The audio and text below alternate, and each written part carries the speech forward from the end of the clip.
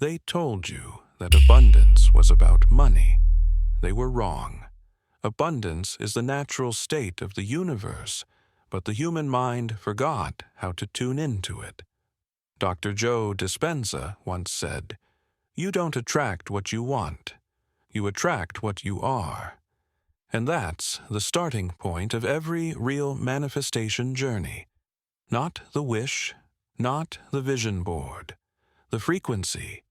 Most people wake up every day repeating the same thoughts, feeling the same emotions, and expecting a different life. That repetition is not creation, it's memory. And memory only recreates the past. To manifest abundance, you must die to who you were yesterday. That's what most never dare to do. They keep affirming, "I am rich," but feel lack in every cell of their body. They pray for miracles, but vibrate in fear. They say they believe, but their nervous system tells another story. The field, that invisible intelligence Joe Dispenza talks about, does not respond to words. It responds to coherence. It listens not to your voice, but to your vibration. When you feel gratitude for something before it exists, you are collapsing time. You are bending the future into the now. That emotion, pure, sincere gratitude, is the language of creation. Because in that moment, your brain and heart become one frequency. The mind is the signal. The heart is the amplifier. And when they align, the field mirrors you. You are not asking the universe for a favor. You are instructing energy with precision. This is not mysticism. This is quantum behavior. Every thought sends a frequency. Every emotion imprints that frequency into matter. When you hold a thought long enough, elevated by emotion, reality begins to organize around it. That's not belief. That's physics. But most people sabotage it. They visualize abundance while checking the bank account. They meditate while wondering when it will happen.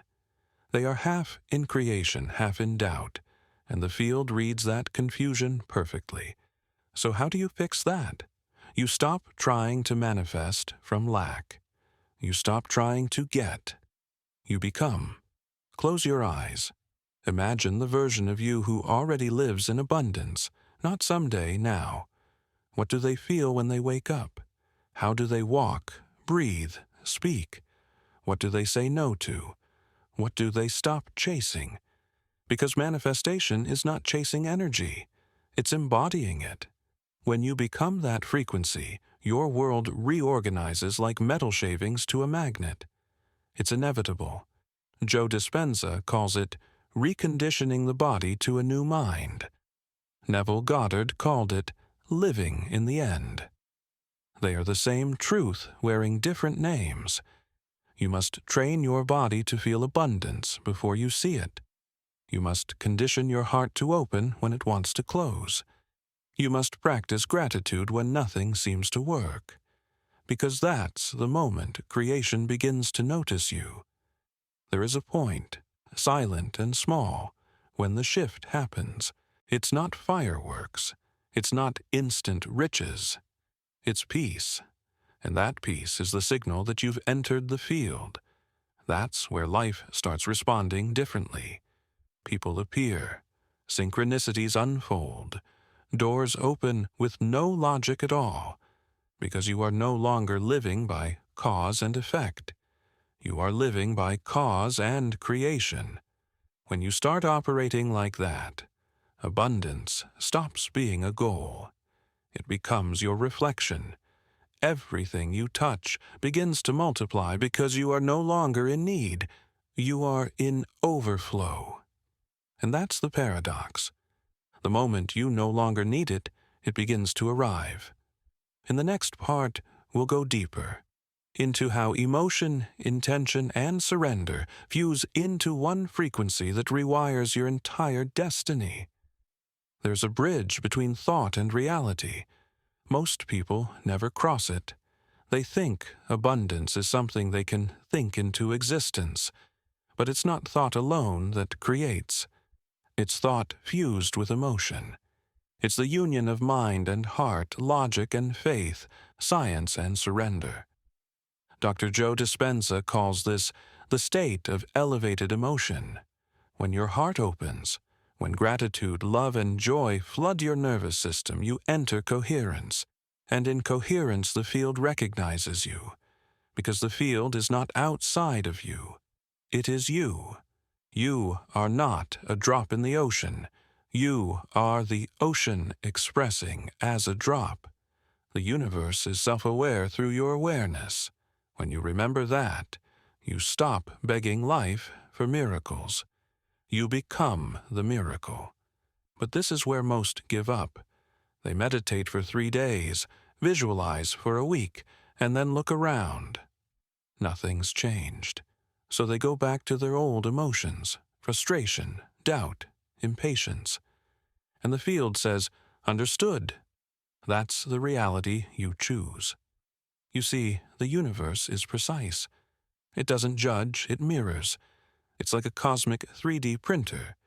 It reads your vibration and prints it out in form. So, when your inner state contradicts your desires, the result is chaos. That's why manifestation isn't about positive thinking. It's about energetic integrity. You can't say, "I am abundant," while resenting others who have what you want. You can't ask for love while still fearing rejection. You can't call for freedom while clinging to control.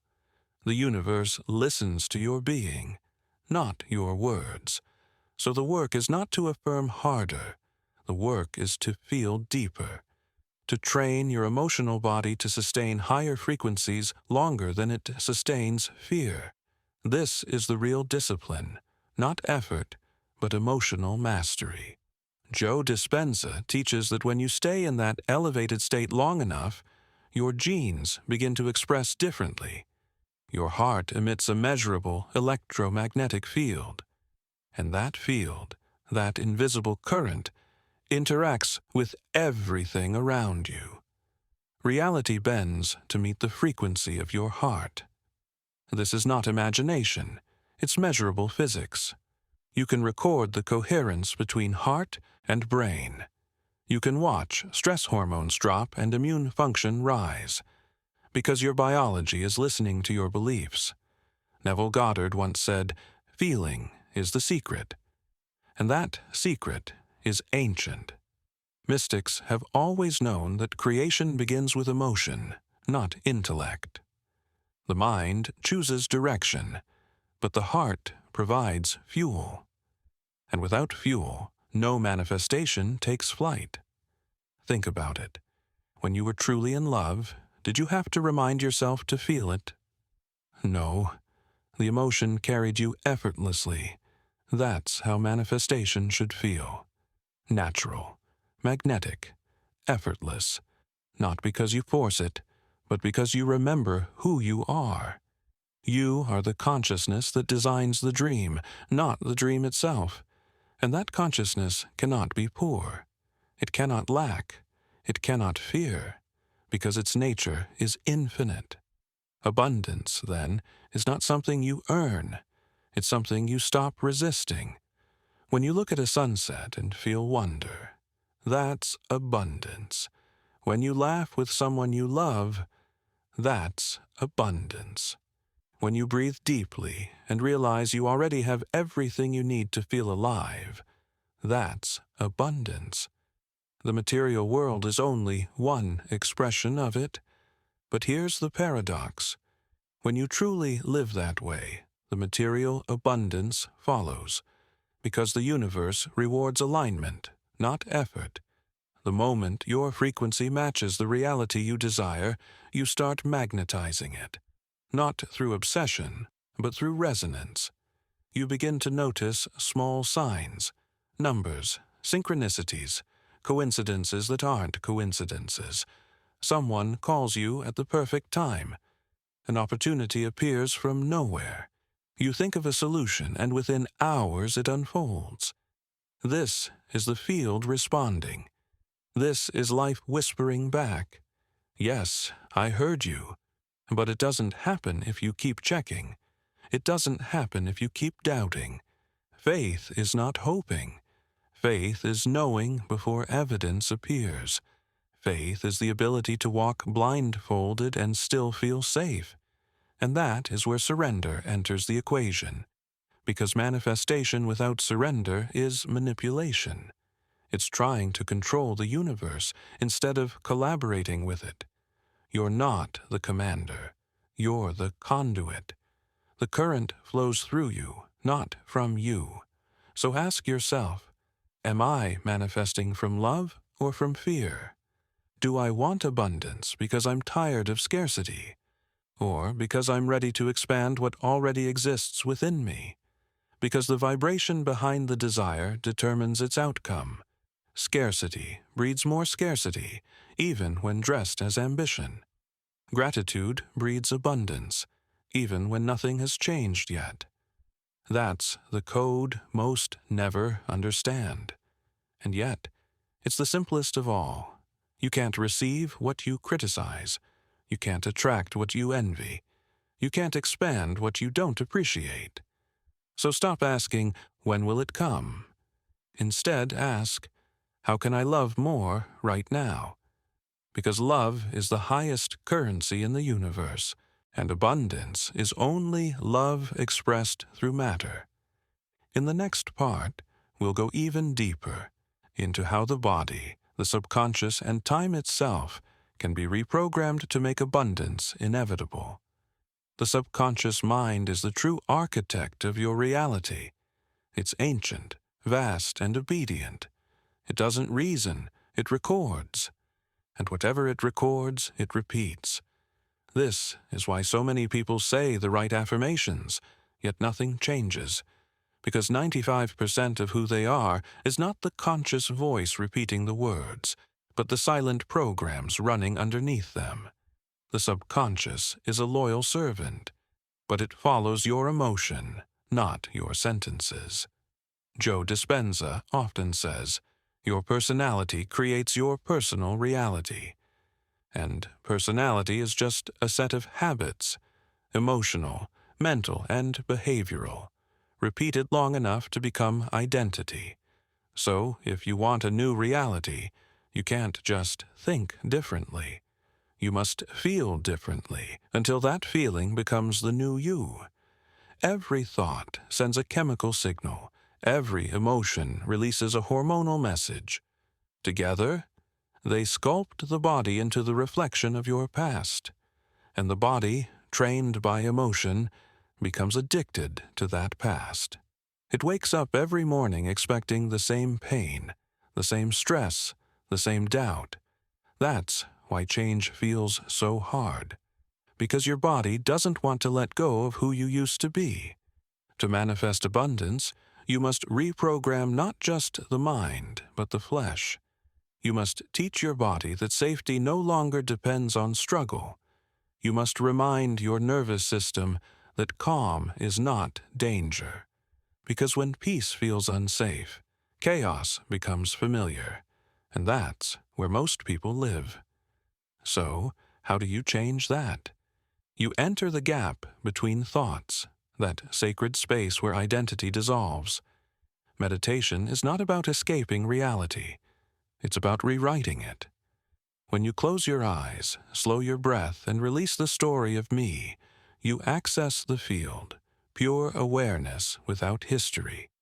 And in that field, the subconscious becomes programmable. This is where Joe Dispenza's work meets ancient mysticism. When the brain enters theta waves, the twilight between waking and sleep, the door to the subconscious opens. Whatever you feel and imagine in that state bypasses resistance. It becomes a direct command to creation. That's why morning and night are sacred times for manifestation. You are closest to the field, half human, half infinite. In those moments, don't ask for what you lack. Feel what you already are. Imagine light flowing through you. See yourself walking through life with calm power, with the quiet certainty that all things are possible. because they are. You're not waiting for abundance. Abundance is waiting for you to tune in. This process is not instant. It's a dance between persistence and surrender. The ego wants proof. The soul wants experience.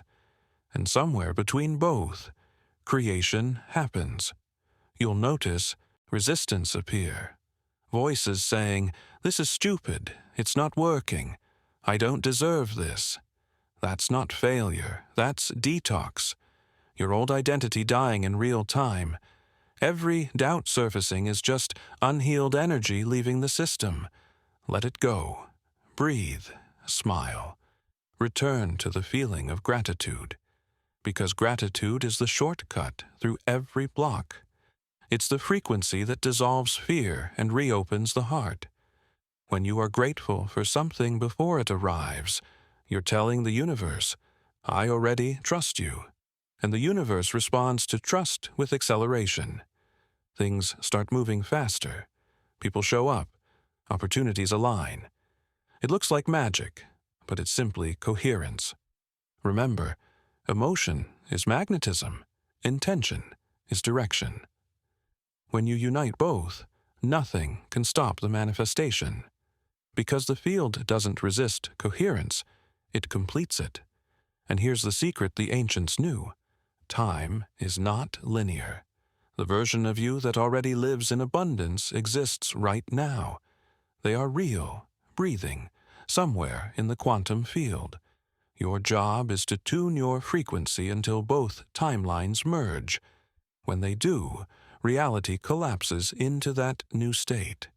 And the miracle looks instantaneous. But it wasn't instant. It was alignment. It was you remembering who you've always been. Infinite consciousness pretending to be small, just to rediscover its own magnitude. In the next part, we'll explore that. How time, identity, and intention weave together to form destiny, and how to step fully into the version of yourself that no longer waits, but creates. Time is not what you think it is. It's not a line, it's a field. And within that field, every version of you already exists. The one who struggled, the one who healed, and the one who already lives in overflow. They are all happening now. When Joe Dispenza speaks of collapsing time, this is what he means. You are not moving toward your future. Your future is moving toward you, but only when you emit the frequency that calls it. Each emotion you feel is a signal sent across that field. Fear sends you backward. Gratitude brings you home. Most people are trapped in psychological time, thinking about what they lost or worrying about what might never come. Their energy is scattered across memories and projections, leaving nothing for creation in the present. The now is the only portal through which new realities can enter. When you are fully here, still, aware, breathing, you are infinite again. This is why meditation, gratitude, and surrender are the holy trinity of manifestation. Meditation quiets the noise of the past. Gratitude anchors you in abundance. Surrender releases control so the field can deliver what logic cannot. Together, they turn your consciousness into a magnetic field so coherent that reality must respond. Think of your life like water. If your mind is turbulent, it distorts the reflection. You cannot see clearly what you want. But when you calm the surface, when you breathe and release, everything you desire appears effortlessly, not because it was created just now, but because it was always there, waiting for you to see it. The universe is constantly broadcasting abundance, but most people live in static. They are tuned to fear, competition, and comparison, and then wonder why they can't hear the signal. When you tune your inner frequency to love and gratitude, you hear the broadcast clearly. You stop searching. You start receiving. This is why ancient mystics called gratitude the mother of all virtues.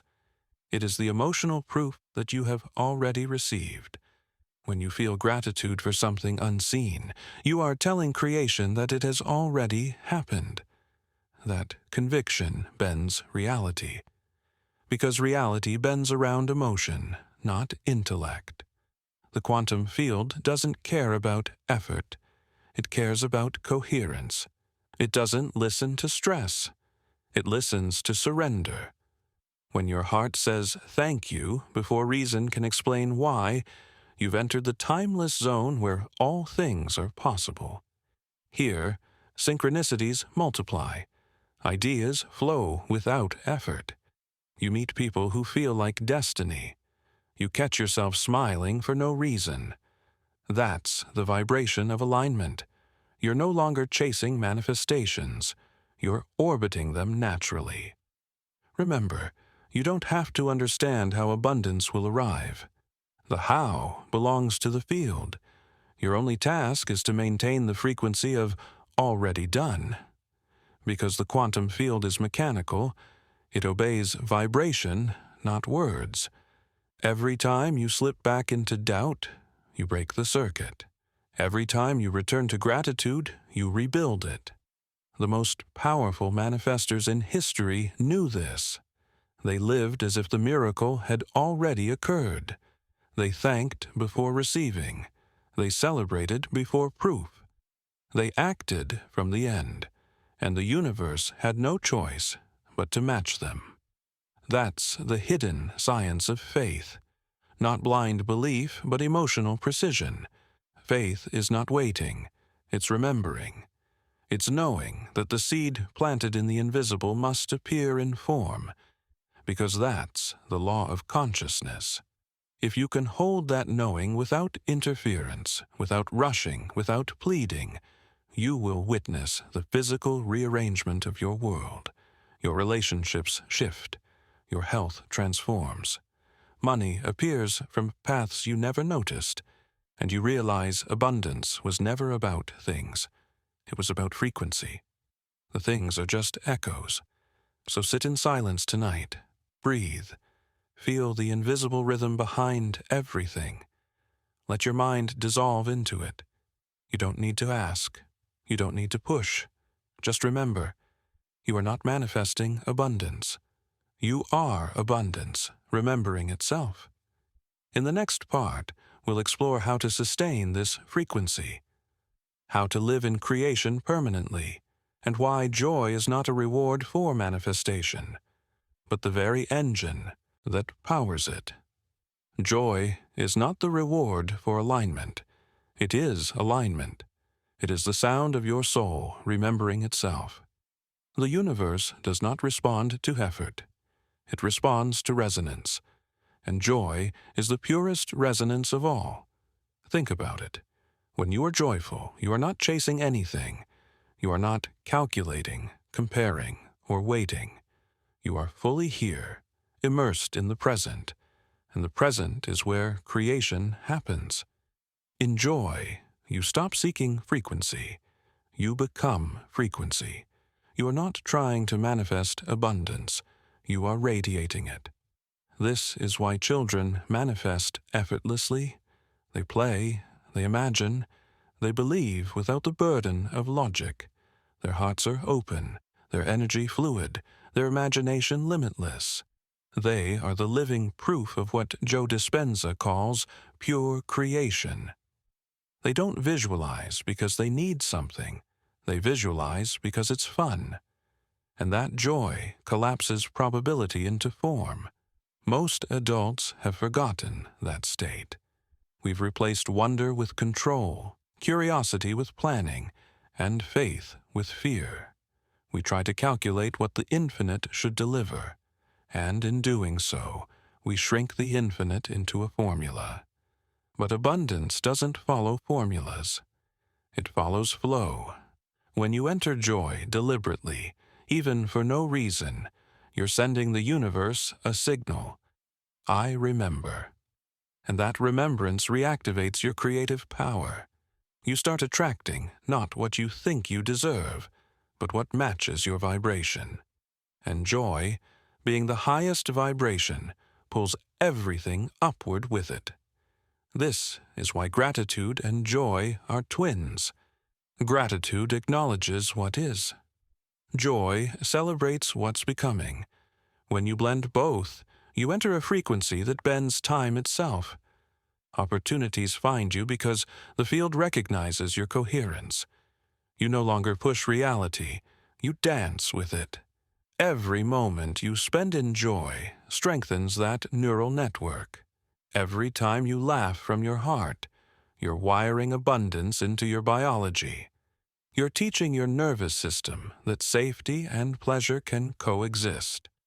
You're telling your subconscious, this is who we are now, open, expansive, magnetic. It's not spiritual bypassing, it's spiritual remembering. Because joy doesn't deny pain, it transforms it.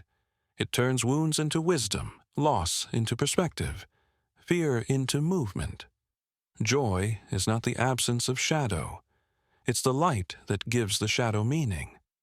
And here lies the paradox every manifestor must understand.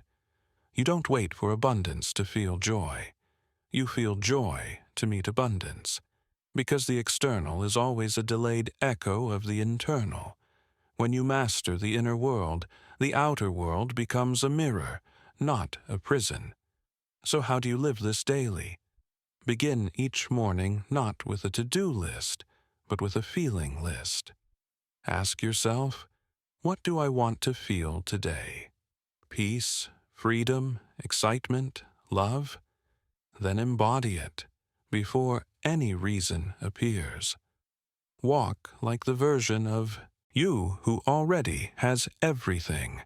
Breathe like them. Speak like them. Smile like them. Because emotion is rehearsal, and rehearsal becomes reality. And when life challenges you, because it will, don't collapse back into old energy. Observe the emotion rise. Thank it for revealing what is still unhealed. Then release it, and return to gratitude. That's how masters manifest. They transmute reaction into awareness, awareness into energy, and energy into creation. You were never meant to suffer your way to abundance. You were meant to enjoy your way there. Because joy is the language of creation, and the universe is fluent in it. In the next part, we'll dive deeper into the invisible architecture of the field, how emotion, focus, and belief sculpt the hologram of reality, and how your energy signature becomes the password to infinite creation. Everything in your life is energy shaped by attention. Every thought, every emotion, every image you hold, they're not abstract ideas. They're blueprints written in light. Reality is not happening to you, it's happening through you. The field that surrounds you, that intelligent fabric Joe Dispenza calls the quantum, is listening to one thing only: your energetic signature. Not your words, not your prayers, not your goals, your frequency. And your frequency is determined by where your attention lives. Most people don't realize they are broadcasting confusion. They ask for abundance while worrying about debt. They visualize love while fearing rejection. They repeat affirmations with their mouths while their nervous system whispers the opposite story. That contradiction creates interference, and the field mirrors interference with delay, distortion, or silence. Energy follows clarity. The universe is precise. If your signal is pure, the response is instant. If your signal is fractured, the response is chaos. So your real work is not to get something, it's to clean the signal, to remove the static of fear, guilt, comparison, and doubt. Because those are not natural states, they are distortions. Your natural state is harmony, and harmony attracts effortlessly. This is why awareness is the highest wealth. You can't change what you don't observe. The moment you see your old pattern, the thought that says it's hard, the emotion that tightens your chest when you imagine success. That moment, awareness dissolves it. Because darkness cannot survive in light. Energy is sculpted by focus. Whatever you observe expands. Whatever you ignore fades. So stop feeding what drains you. Stop checking for proof of what you don't want. Every time you complain, you renew the contract of scarcity. Every time you celebrate, you sign a new one with abundance. Think of your attention like currency, the most valuable resource you own. Wherever you spend it, reality invests with you. If you spend it on lack, the universe multiplies lack. If you spend it on gratitude, the universe multiplies miracles. It doesn't take sides. It just matches. That's why manifestors become meticulous with their focus. They protect their energy like sacred ground. They curate what they consume, who they speak to, what they allow into their field, not from arrogance, but from precision, because they understand that every conversation, every emotion is a transaction with the field. The more coherent you become, the less you need to manifest. Things begin to appear before you ask. You think of someone, and they text you. You visualize a color, and it shows up in the most unexpected place. Reality becomes elastic, responsive, because coherence creates instant feedback loops. It's not coincidence, it's confirmation. Science calls it quantum entanglement. Mystics call it divine order. But both describe the same truth. Everything is connected by attention. When you focus with love, you weave yourself back into the fabric of creation. So ask yourself, where has my attention been today? On what's missing, or on what's already overflowing? Every moment is a vote for reality. Every thought, a seed. Every emotion, the water or the drought. And here's the hidden key most forget. Belief is not repetition, it's embodiment. You don't have to convince yourself that you're abundant. You have to live as if it's already true. Belief is not thinking positively. It's walking through uncertainty with steady rhythm, as if the outcome were inevitable. Because in truth, it is. The moment you stop checking if it's working, it starts working. Because checking means doubt, and doubt breaks coherence. Faith is silent. Faith is steady. Faith is frequency held without interruption. You might wonder, but how long must I hold it? The answer is, until it becomes who you are. Until the energy of abundance is not something you visit, but something you live in. When that happens, you'll notice the field stops testing you, because it no longer needs to. You've become the proof, and that's when reality bends. Money flows where it once resisted. Opportunities multiply from invisible roots. Health regenerates, peace deepens, because the field is no longer adjusting to your vibration. It is your vibration. You and creation, indistinguishable. The observer and the observed, one. That is mastery. That is abundance realized. In the next part, we'll go even further, into the anatomy of surrender, the final stage of manifestation where effort dissolves and only flow remains. Surrender is not giving up. It's giving over. Returning the steering wheel to the intelligence that built the stars.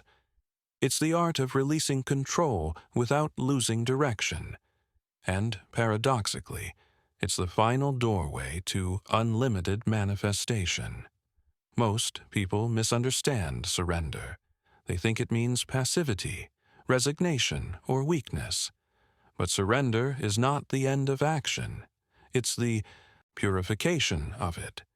It's movement without resistance, decision without fear, creation without attachment. When Joe Dispenza speaks of letting go into the unknown, he's describing this exact state. a consciousness so aligned that it no longer tries to force outcomes. Because when you are aligned, you know the unknown isn't chaos. It's creative potential in disguise. The human ego wants certainty. It wants proof, plans, maps, and guarantees. It believes safety is in control. But the soul knows control is the greatest illusion. The river doesn't need to plan its path. It simply follows gravity, and gravity, in the realm of spirit, is trust. To surrender is to trust the current, to stop fighting the flow and remember, you are not the one making life happen. Life is happening through you. You are the wave pretending it's separate from the ocean. And the moment you release the illusion of separation, the current carries you directly to everything you were chasing. That's the secret hidden in every sacred text, every mystic teaching. When I let go of what I am, I become what I might be. Lao Tzu knew it. Jesus spoke of it as faith. Neville Goddard called it living in the end. Joe Dispenza calls it surrendering to the field. Different languages, same truth. The highest power begins where personal will ends. But surrender doesn't mean doing nothing. It means acting from inspiration, not desperation. It means listening first, then moving. Because when you're connected to the field, you feel the pull of what's right without needing to calculate. It feels like alignment, effortless precision. The mind relaxes, the heart expands, and life starts weaving synchronicities like threads in a perfect tapestry. You stop chasing signs because you become the sign. You stop asking for direction because the path unfolds under your feet. You stop doubting because reality begins to confirm every inner shift instantly. This is the stage where manifestation becomes organic. You no longer visualize to get. You visualize to celebrate what's already in motion. Every meditation feels like a reunion. Every morning, a continuation of creation. And gratitude ceases to be a practice. It becomes your default frequency. You begin to understand why the universe often delays desires, not as punishment but as calibration. It's aligning you, refining you, softening the parts that still resist trust. Every delay is a form of protection, every detour, an invisible correction. You don't see it at first, but later you realize that what you thought was rejection was simply redirection to something greater. Surrender transforms you from a creator in panic to a participant in harmony. You stop measuring time, outcomes, and validation. You start measuring peace. And peace, once consistent, becomes your new baseline. That's when the manifestations multiply, because peace is the proof of alignment. When you no longer oscillate between wanting and fearing, you stabilize the signal, and a stable signal builds worlds. That's why masters can manifest instantly, not because they're lucky or chosen, but because they've stopped contradicting their energy. So tonight, when your mind races with how and when, breathe. Place your hand on your heart. Say quietly, I trust the field. Feel the relief pour through your body. That's coherence returning. That's creation resuming. You'll feel the soft pulse of life moving beneath your skin. That's the same pulse guiding galaxies. You're not separate from it. You never were. You just forgot. And now you're remembering. In the next part, we'll enter the deepest layer of manifestation, the void itself, the silent space where everything is born, and how to dwell there until the impossible becomes inevitable. There is a place before creation, a silence so complete, it holds every possibility inside it. Mystics called it the void. Scientists call it the quantum field, but words can't capture it. they can only point toward it. It's the place where nothing and everything coexist. And when you learn to dwell there consciously, you no longer manifest, you remember. The void is not darkness. It's pure potential before form. It's the canvas before the painting, the silence before the song, the breath before the first word. It's where abundance begins, not as an object, but as vibration, raw, infinite, waiting for instruction. When Joe Dispenza speaks of becoming no one, going nowhere, in no time, he's describing the passage back into this void. Because to create from the infinite, you must first dissolve the finite. You can't bring your name, your fears, your past. Only awareness can cross that threshold. In the void, there is no you manifesting something. There is only consciousness shaping itself. And that's the highest state a human can reach, when the observer disappears, and creation flows without interruption. To reach that silence, you don't fight the mind. You outbreathe it. You slow down long enough for thoughts to lose their grip. You sink beneath the noise where only stillness remains. At first, it feels like emptiness. But stay there, because emptiness is not absence. It's presence unmeasured. And in that presence, abundance is inevitable. This is the state the mystics entered when they called it union, where the drop remembers it is the ocean, where separation dissolves into light, where intention becomes law, because there's no resistance left to distort it. In this space, you don't visualize, you feel. You don't speak affirmations, you radiate truth. Every breath is a command, every heartbeat, a ripple through the field. You realize that what you used to call manifestation was only a fraction of what you are. When you sit in the void long enough, you feel the weight of all your false identities fall away, the need to prove, to achieve, to be seen. You stop performing, you start existing, and that existence is abundance itself, because the void is not nothing, it's everything compressed into stillness. The irony is that most people fear this state. They fill the silence with noise, the stillness with distractions, because the void mirrors them perfectly. It shows them the programs they've been running. It reveals every attachment still clinging for control. That's why few ever reach it. But those who do become unstoppable, because once you've touched that silence, you no longer chase outcomes. You know that all creation begins there, and that the more time you spend in stillness, the faster reality rearranges itself. You stop working harder. You start working lighter. And life, as if recognizing your frequency, starts moving in your favor. You become sensitive to energy. You can feel when something is aligned or not without needing evidence. Your intuition sharpens. You speak less, but your words carry power. You walk slower, but the world moves faster around you, because the field recognizes its own vibration through you. This is the birth of mastery, to live from the void while moving through form, to create without effort, to give without depletion, to receive without guilt. It's not the end of desire, it's desire purified. Every great teacher reached this point. Buddha called it nirvana. Christ called it the kingdom within. Joe Dispenza calls it oneness. Different names, one destination, consciousness aware of itself, creating reality by simply being.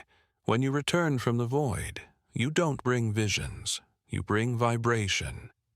People will feel it. Animals will calm around you. Money will flow toward you. Not because you're trying, but because you're carrying the frequency of the source itself. You've become a bridge between worlds, spirit and matter, silence and sound, idea and form. And once you live from that awareness, there's no going back. You can still play the game of life, still build, love, dream, and create, but you'll do it from freedom, not fear, from fullness, not need, from knowing, not seeking, because the void is home, and abundance is simply what happens when home starts expressing itself through you. In the next part, we'll complete the circle, bringing the infinite back into the finite, learning how to walk through the world as a living manifestation of peace, power, and divine abundance. When you return from the void, the world looks the same, but it isn't. You begin to see through everything, through form, through illusion, through effort. You start to notice the invisible architecture behind every event, how people appear exactly when they're meant to, how even what once felt like chaos has symmetry. You realize the truth. Nothing is random. Nothing ever was. Every moment was choreography, the universe arranging itself to awaken you to your own power. And now you are awake. This is where manifestation stops being a practice and becomes your nature. Because at this level, you're not creating reality. You're translating frequency into form. Your emotions become language. Your thoughts, brushstrokes. Your energy, command. You notice that abundance doesn't just flow to you. It flows through you. Money becomes movement, not accumulation. Love becomes presence, not possession. Success becomes expression, not validation. Everything that once seemed external is now a mirror of your internal coherence. And so, the journey turns inward once again. The advanced manifester no longer asks, "What do I want to attract?"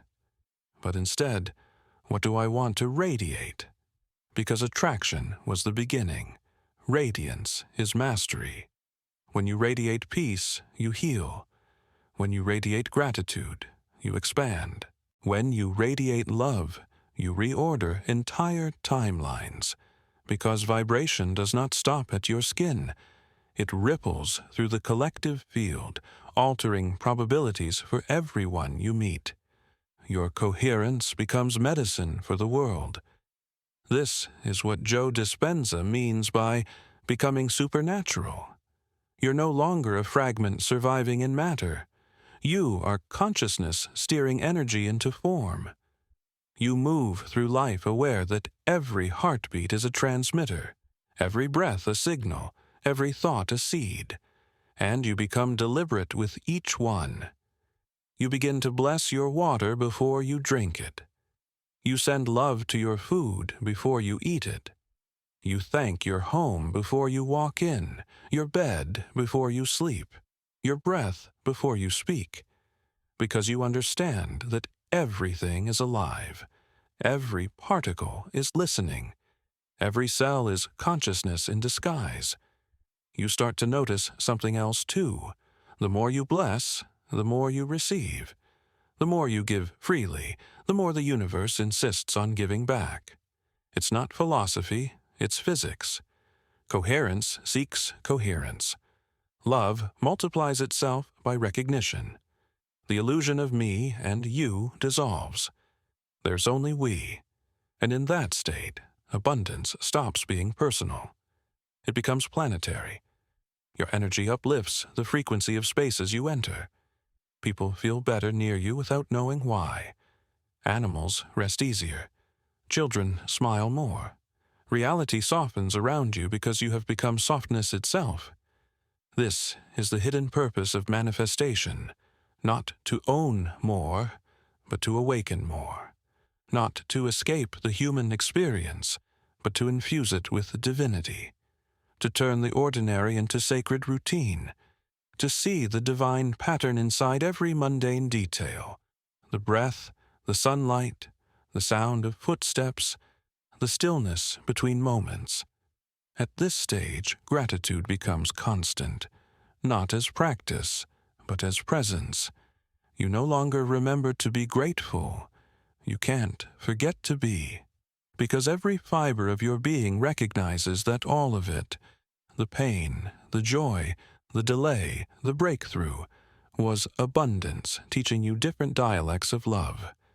And now you walk differently, calmly, powerfully, without rush, without noise. You know creation doesn't need noise. It needs silence. It needs clarity. And your silence speaks louder than all affirmations combined. You've become what ancient texts called the realized one, not because you've reached the end, but because you've stopped chasing beginnings. Life is no longer a race, but a reflection. No longer a test, but a dance. You are not waiting for abundance anymore. You are abundance walking in human form, and everywhere you go, the universe recognizes itself through your eyes.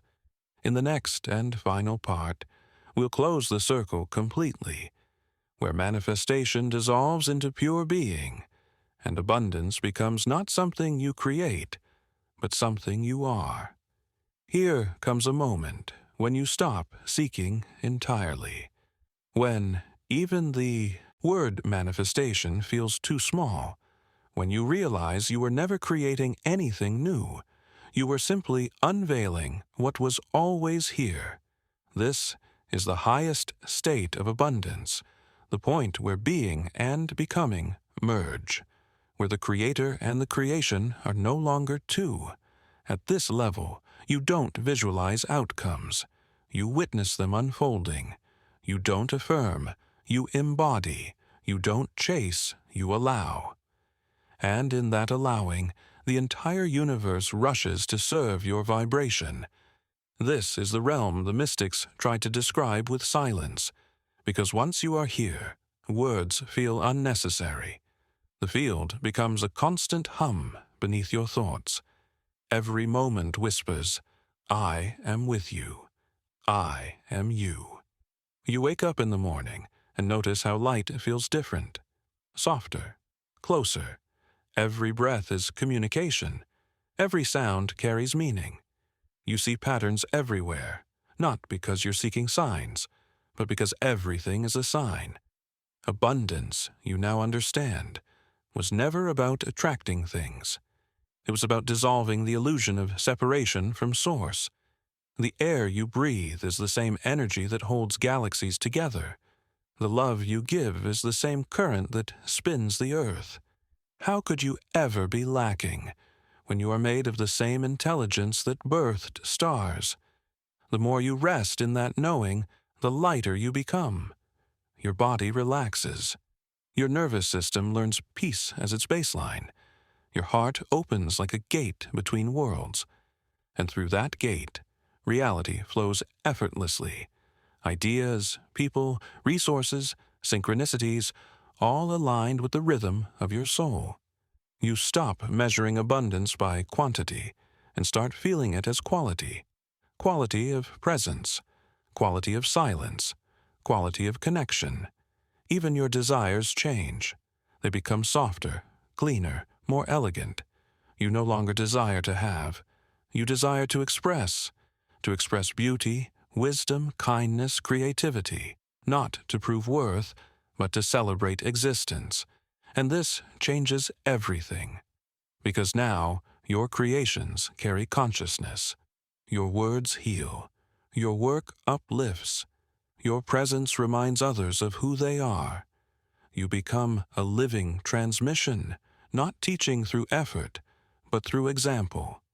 Through the quiet power of alignment, you no longer look for validation. You no longer need signs that it's working, because existence itself is proof. Every inhale says, you are sustained. Every exhale says, you are trusted. You start to understand that abundance isn't earned. It's remembered. The mind asks, how do I keep this state? But the heart smiles, because it knows. You don't keep it. You are it. You can't lose what you've become. This is the great paradox of manifestation. When you finally stop trying to manifest, you realize everything was manifesting through you all along. Every event, every heartbreak, every delay was choreography designed to bring you here, to this exact stillness, where there is nothing to prove, nothing to fix, nothing to chase. Only awareness, infinite and calm, watching itself unfold in endless forms. This is abundance beyond form, not the abundance of having, but the abundance of being. It is the smile that appears without cause, the peace that remains when everything else falls away, the realization that you were never outside of the miracle. You were always the miracle itself. And now, as you move through the world, you no longer walk to reach a destination. You walk as the destination. Every step radiates creation. Every glance sends blessing. Every breath says thank you. This is the completion of the circle, the evolution from desire to devotion, from manifestation to embodiment, from seeker to source. And in this quiet knowing, you finally understand the ancient truth. You were never learning to create reality. Reality was learning to remember itself through you.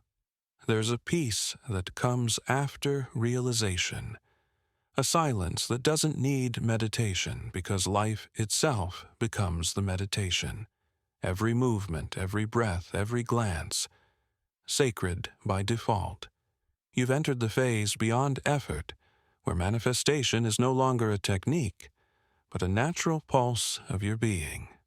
You don't need rituals, because your very existence is ritual. You don't need affirmations, because every word that leaves your mouth already carries truth. At this level, the game changes completely. You are no longer creating reality. You are guiding it. Reality listens to your emotion like a symphony listens to its conductor. The slightest change in your tone, a shift from fear to love, from pressure to surrender, and the entire orchestra responds. Effort becomes elegance, action becomes art, and time begins to obey your stillness.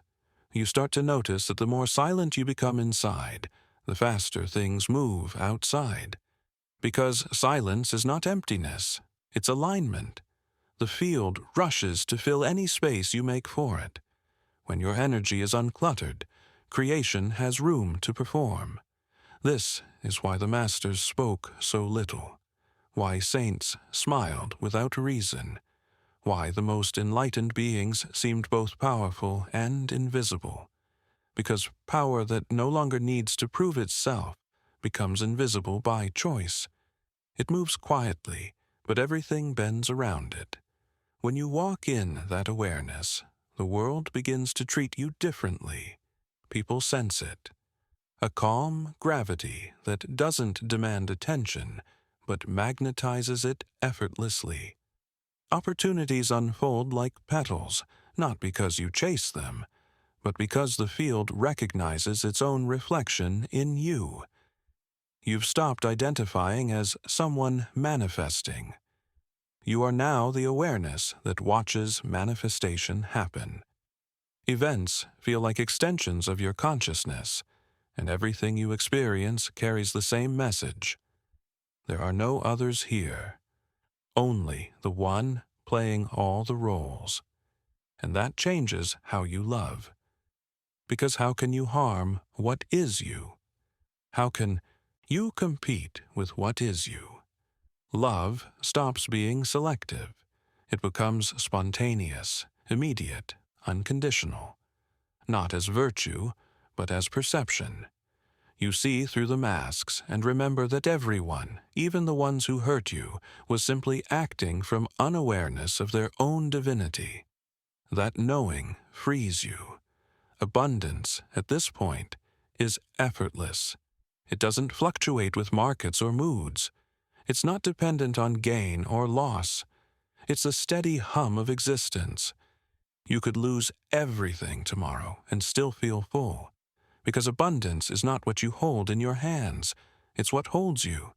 And now, life becomes play again. Creation becomes joy, not survival. Money becomes energy, not control. You create simply because creation is beautiful. You give because withholding would be absurd. You rest because you finally trust. Every moment becomes participation in divine rhythm, not a struggle to stay afloat, but a dance upon the water. You realize the field never cared about your achievements. It only cared about your coherence. It never needed your effort. It needed your openness. The universe was never testing your strength. It was waiting for your softness. And so you soften, completely. No resistance, no urgency, no fear. Just awareness expanding endlessly. The distinction between inside and outside blurs. You are the sky, the wind, the space between atoms. You are the prayer and the answer, the wave and the ocean. This is the summit of manifestation, not having everything, but being everything. The realization that the treasure you sought was never hidden. You were simply looking with closed eyes. And now that your eyes are open, you understand why it all unfolded exactly as it did. The waiting, the frustration, the surrender. It was never punishment, it was purification. It carved you into clarity. It stripped you down to truth. It made you spacious enough for infinity to fit inside. This is the end of the search, not because you found what you were looking for, but because you've become it. You are abundance remembering itself, and existence, through you, finally smiles. There is no finish line, only expansion, only the endless unfolding of consciousness discovering itself again and again. You've reached the place where manifestation dissolves into awareness, where wanting has turned into witnessing. You no longer need to ask, "What should I create?" Because creation happens as naturally as breathing. Every thought that arises in stillness already carries power. Every emotion that passes through you shapes the field effortlessly. You've entered the realm of quiet command, where being itself is instruction. In this state, abundance stops moving in waves and becomes a constant tide. You don't notice peaks and valleys anymore, only flow, because what you used to call ups and downs were simply reflections of resistance, and resistance no longer exists here. You've released the grip of identity, and now the current carries you smoothly, without noise, without friction, without fear. Reality feels alive in a way it never did before. You can sense the consciousness in every object, in walls, in trees, in the wind that brushes your skin. Everything breathes with you, because it's all part of the same organism. The illusion of separation is gone, and in its absence, love expands without boundaries. You begin to realize that love is not an emotion, it's structure. It's what holds existence together. It's the magnetic intelligence organizing atoms, aligning galaxies, and keeping your heart beating at the same rhythm as the stars. It's what abundance has always been. The fundamental generosity of reality itself. When you truly feel that, you stop praying for blessings and start living as the blessing. You stop waiting for miracles and start recognizing that you are the miracle. The field no longer feels external. It's not something you connect to, it's the essence of what you are. Every choice you make now is guided, not by thought, but by resonance. If it expands you, it's truth. If it contracts you, it's memory. That's how simple alignment becomes. No more confusion, no more struggle. Only clarity disguised as intuition. Only motion that feels like music. Time, too, changes flavor. Moments stretch and fold. You might glance at the clock and realize hours have passed, or notice that entire days feel like seconds. Because when you live in coherence, you're no longer bound by linear time. You're moving through eternity, one breath at a time. You may notice that the people around you begin to shift as well. Some drift away peacefully. Others awaken just by being near you. Your presence becomes a catalyst. You no longer teach with words, you teach with frequency. And those who are ready recognize it instantly. They feel lighter around you, not because you gave them anything, but because your energy gave them permission to remember themselves. This is the silent service of the awakened manifester. To live so fully aligned that others rediscover their own alignment in your presence, not by preaching, but by being, not by convincing, but by radiating. And yet, even here, humility deepens. You realize how little you ever did, how the ego that thought it was manifesting was simply part of a larger intelligence, learning to move through form. You laugh, softly, gratefully, at the beautiful simplicity of it all. It was never about effort, never about control. It was always about remembering the eternal truth. You are the consciousness of abundance itself, momentarily disguised as a human learning to feel again. The air feels sacred now. Every sound a mantra, every silence a sermon. You look around and see nothing ordinary. Even the smallest detail, the flicker of a candle, the ripple of water, the eyes of a stranger, feels like the universe winking back. And you finally understand the point was never to manifest things.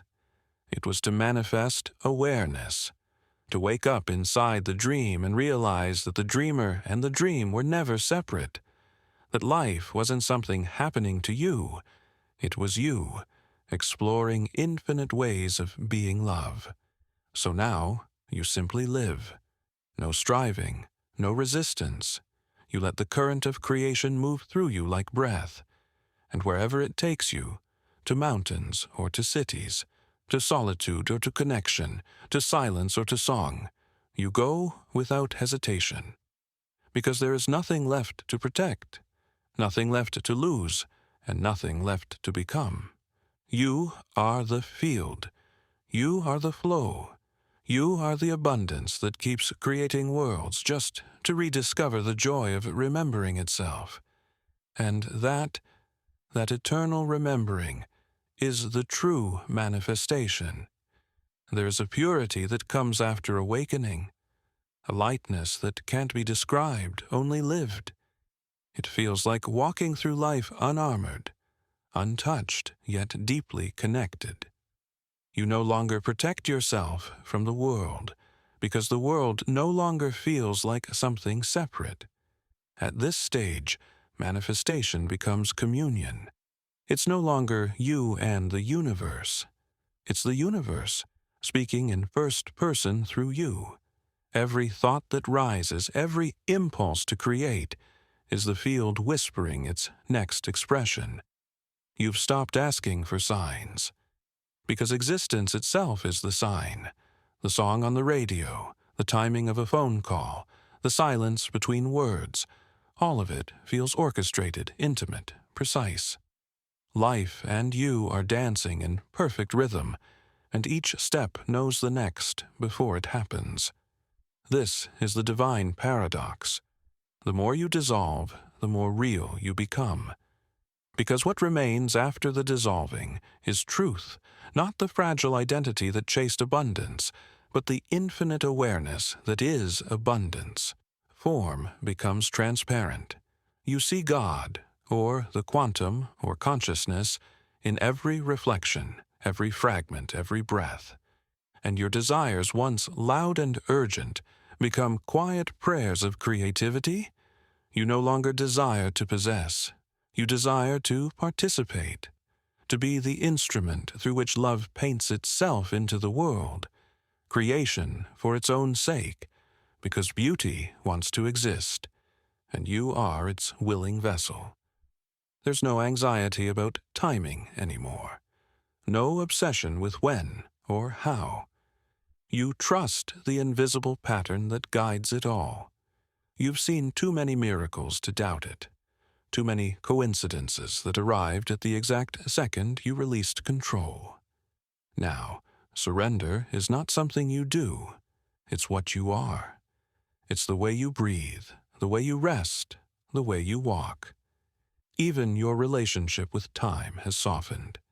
You can feel multiple futures shimmering around you, and you choose among them not by effort, but by emotion. Peace points to the right one every time, and when you follow peace, reality obeys instantly. There's a sacred ordinariness to everything now. You can sit in silence and feel eternity move through a single inhale. You can look at your hands and see galaxies folded inside them.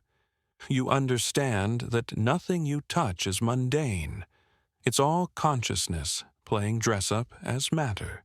This realization changes how you give. You don't give to help. You give because giving is your nature. You give without memory, because abundance doesn't keep score. It flows, and by flowing through you, it multiplies. You start to laugh at the simplicity of it all. How humanity spent centuries studying wealth, chasing formulas and philosophies, when the code was always the same. Love without reason, trust without proof, act without fear. And abundance, physical, emotional, spiritual, becomes unavoidable. You notice that your very presence begins to rewrite environments. Tension dissolves when you enter a room. Animals calm, children approach, people speak truth around you without knowing why, because your field carries coherence, and coherence restores harmony wherever it goes. This is why enlightenment was never meant to be escape. It was meant to be embodiment. The awakened one doesn't retreat from the world. They sanctify it by existing fully within it. Every action becomes prayer. Every word becomes seed. Every silence becomes offering. And so, manifestation becomes effortless service. Your creations serve the whole. Your abundance uplifts others. Your peace becomes contagious. You don't have to convince anyone of truth. You simply are the evidence of it. And that is enough. Eventually, you stop even thinking of manifestation, because there's nothing left to manifest. Only the infinite expressing itself as you, and then as everything else. You have become transparency itself. Light moving through form without distortion.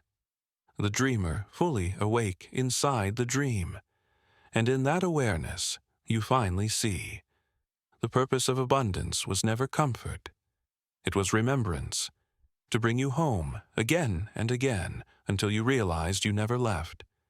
This is the eternal dance, creation returning to creator, form returning to essence, love returning to love. And now, you don't need to seek the light anymore. You've become it. There is a stillness that only comes after complete understanding. It is not the silence of nothing. It is the silence of everything fulfilled. The kind of quiet that doesn't need to prove, defend, or explain. It just is. You have reached the stage where life is no longer divided into spiritual and ordinary. Every breath is sacred, every gesture divine. There is no line between prayer and action anymore. They have merged into one continuous stream of consciousness. The old impulse to manifest, to attract, to visualize, has been replaced by something far simpler: to be. To exist so transparently that the field flows through you without resistance. And when it does, miracles become mundane. They arrive softly, without fanfare. A call at the perfect moment, a door opening just as you arrive, a problem dissolving before it forms. You don't even call them miracles anymore. You call them life. You realize abundance was never about getting more, but about removing what blocked the flow. All those years of chasing, trying, praying, they were just steps toward remembering that there was never anything missing, that the source of all wealth, health, and peace was always within the still center of your own being. This is where the ego finally bows, not out of defeat, but out of awe. It sees what the soul has always known, that control was never safety, and surrender was never loss. You don't need to discipline your mind anymore. It has become quiet on its own. You don't need to force positivity. Your heart has become gratitude itself. When you look around, you no longer see a world of separate things. You see the movement of one consciousness, a single vast intelligence wearing infinite masks. Every human, every leaf, every gust of wind is that same source, speaking different languages. You recognize it everywhere, and the recognition feels like home. Now, when abundance arrives, and it always does, you receive it with humility, not as reward, but as reflection, not as possession, but as participation. You don't cling to it because you know it's not yours. It belongs to the current, and currents move. They circulate. They give and take in perfect balance. So you give, easily, joyfully, because what leaves your hands never leaves your field. Your relationship with time transforms once more. There is no rush because there is no distance. You stop measuring progress. You stop imagining future awakenings. You realize the present moment is eternity unfolding, and you, this awareness, this heartbeat, are eternity noticing itself. Every moment is complete. Every sound holy, every silence worship. You begin to live as the witness and the creation at once. You act, but you know it is the universe acting. You rest, but you know it is the universe exhaling through you. Even your dreams feel different, not random, but instructional, as if consciousness keeps teaching itself how to stay awake inside infinity. You laugh more often now, sometimes for no reason at all. You understand that joy is not an emotion. It's the default state of awareness freed from illusion. And so, you laugh gently at your former seriousness, at the old you who tried so hard to reach what was already here. There is tenderness in that laughter, compassion for the seeker who didn't know they were home. This is the highest manifestation, to live lightly, to move through the world as a transparent vessel for grace, to create without attachment, to love without condition, to receive without pride, to let go without grief. You don't talk about abundance anymore. You emanate it. Your very presence nourishes. Your silence heals. Your gaze reminds others of their own divinity. You've become what sages described for centuries, a doorway between worlds, a bridge of light between form and formlessness. And as you walk this final stretch, you realize it was never a path at all. It was a circle, one that began and ended in the same place, the infinite stillness of the self. You close your eyes and breathe. The field breathes with you, creation and creator, one pulse, one rhythm. And in that timeless harmony, you hear the quiet truth that ends all seeking. You are not manifesting the universe. The universe is manifesting you. There is a light at the end of the journey that is not bright. It is gentle. It doesn't dazzle the eyes. It opens the heart. It's not a climax, but a soft landing. The moment when everything you once searched for rests quietly inside you, as if it had always been there, patiently waiting. At this stage, abundance no longer appears as things. It vibrates as presence. It hums beneath every heartbeat. It fills the air between words, the space between people, the silence between thoughts.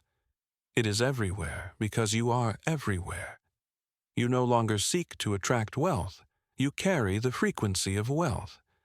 You no longer try to heal. You embody wholeness. You no longer meditate to reach stillness. You are the stillness that gives birth to all sound. You live now in seamless awareness, where the observer and the observed breathe as one. Your actions flow effortlessly, not planned, not forced. They arise like waves from the ocean of being. Even the smallest motion, lifting a cup, opening a door, touching another hand, feels deliberate, sacred, and eternal. You understand now what the masters meant when they said the kingdom of heaven is within. It was never a destination, but a perception, a frequency. Heaven was not elsewhere, it was this breath, this moment, this infinite now. When you walk through the world, you don't look for signs anymore. You are the sign. You don't pray for connection. You live as connection itself. You can feel the consciousness in the soil beneath your feet, the intelligence in the wind that moves through trees. Everything speaks the same silent language. I am. You begin to notice that even challenge feels sacred now. When contrast appears, you no longer label it as wrong. You see it as rhythm, the inhale and exhale of creation. Light and shadow dancing to keep expansion alive. There is no resistance left, only curiosity, only wonder. You no longer fear losing what you have because you finally understand nothing can be lost in oneness. Form changes, but essence remains. Love remains. Presence remains. Abundance remains. Always.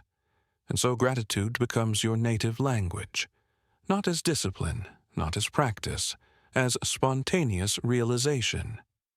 Every breath says thank you, every heartbeat whispers amen. Your gratitude is not toward something outside you, it is gratitude recognizing itself. Even your concept of death shifts. You no longer imagine endings, only transformations. You understand that what you are can never disappear. Consciousness cannot die. It can only dream new forms.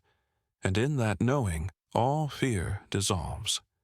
What remains is peace, pure, radiant, self-sustaining peace.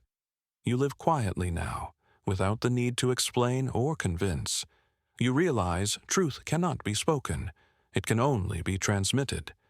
And so you transmit it through your being, through the way you listen, through the way you walk, through the way your eyes rest gently on the world, seeing everything as a reflection of the same eternal source.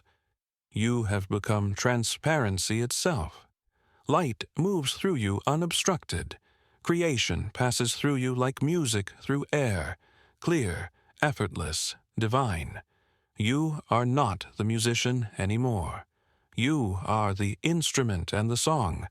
This is the final stage of manifestation, the realization that there is nothing left to manifest, only the infinite revealing itself through infinite expressions, only love recognizing itself in every form, only the field breathing as you, and you breathing as the field.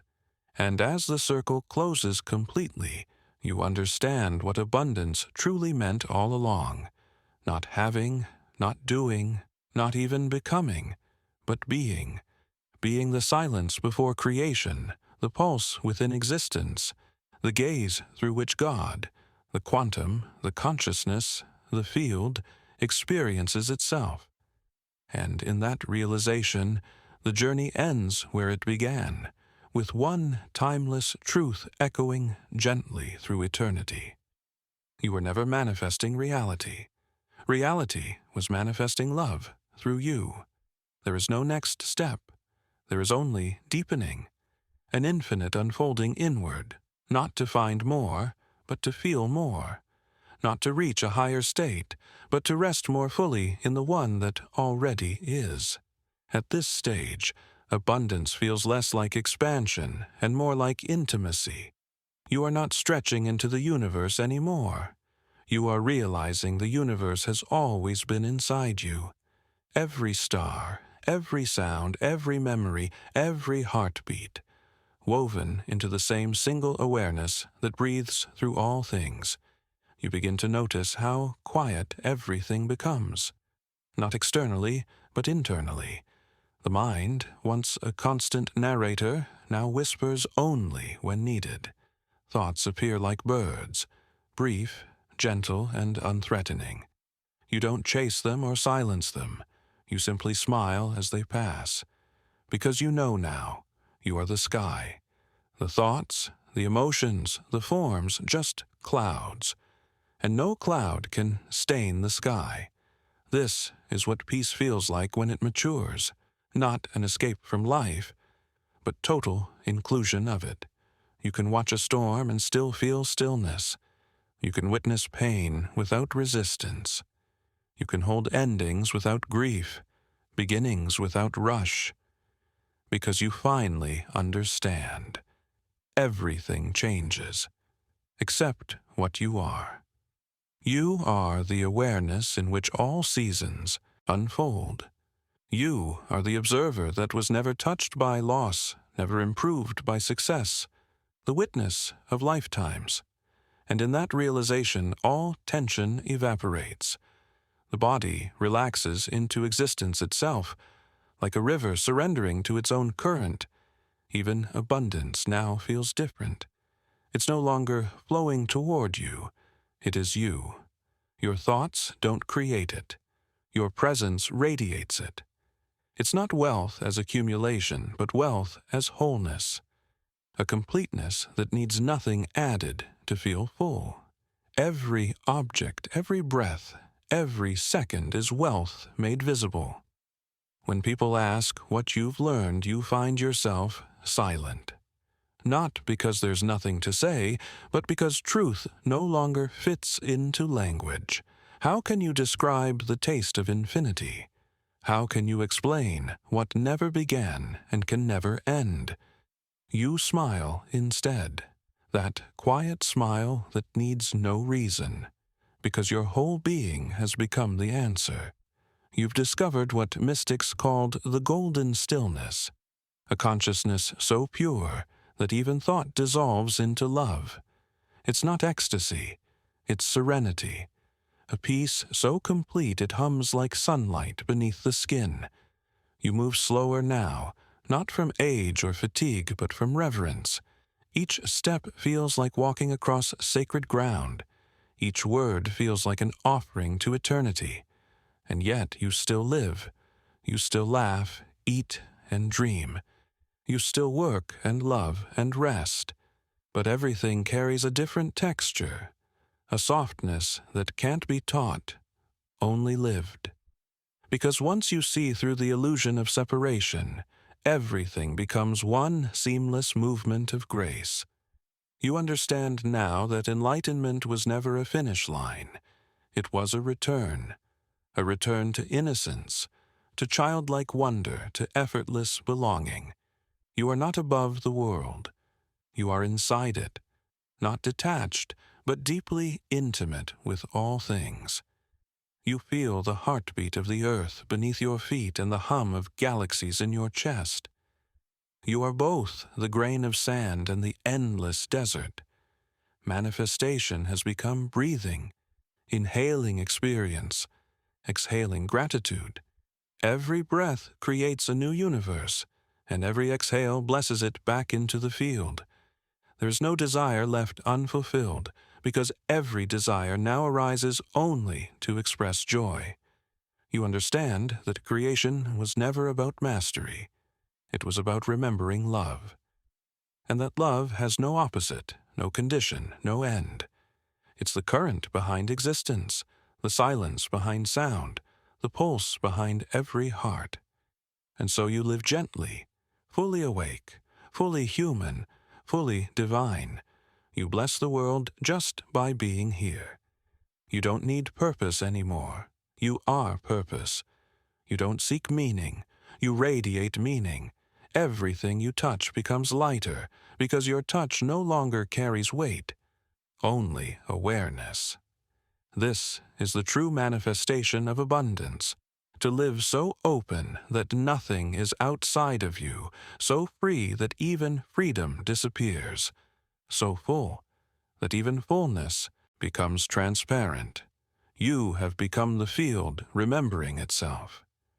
And now, as all journeys dissolve into one eternal moment, the realization ripples through the infinite. There was never a beginning. There will never be an end.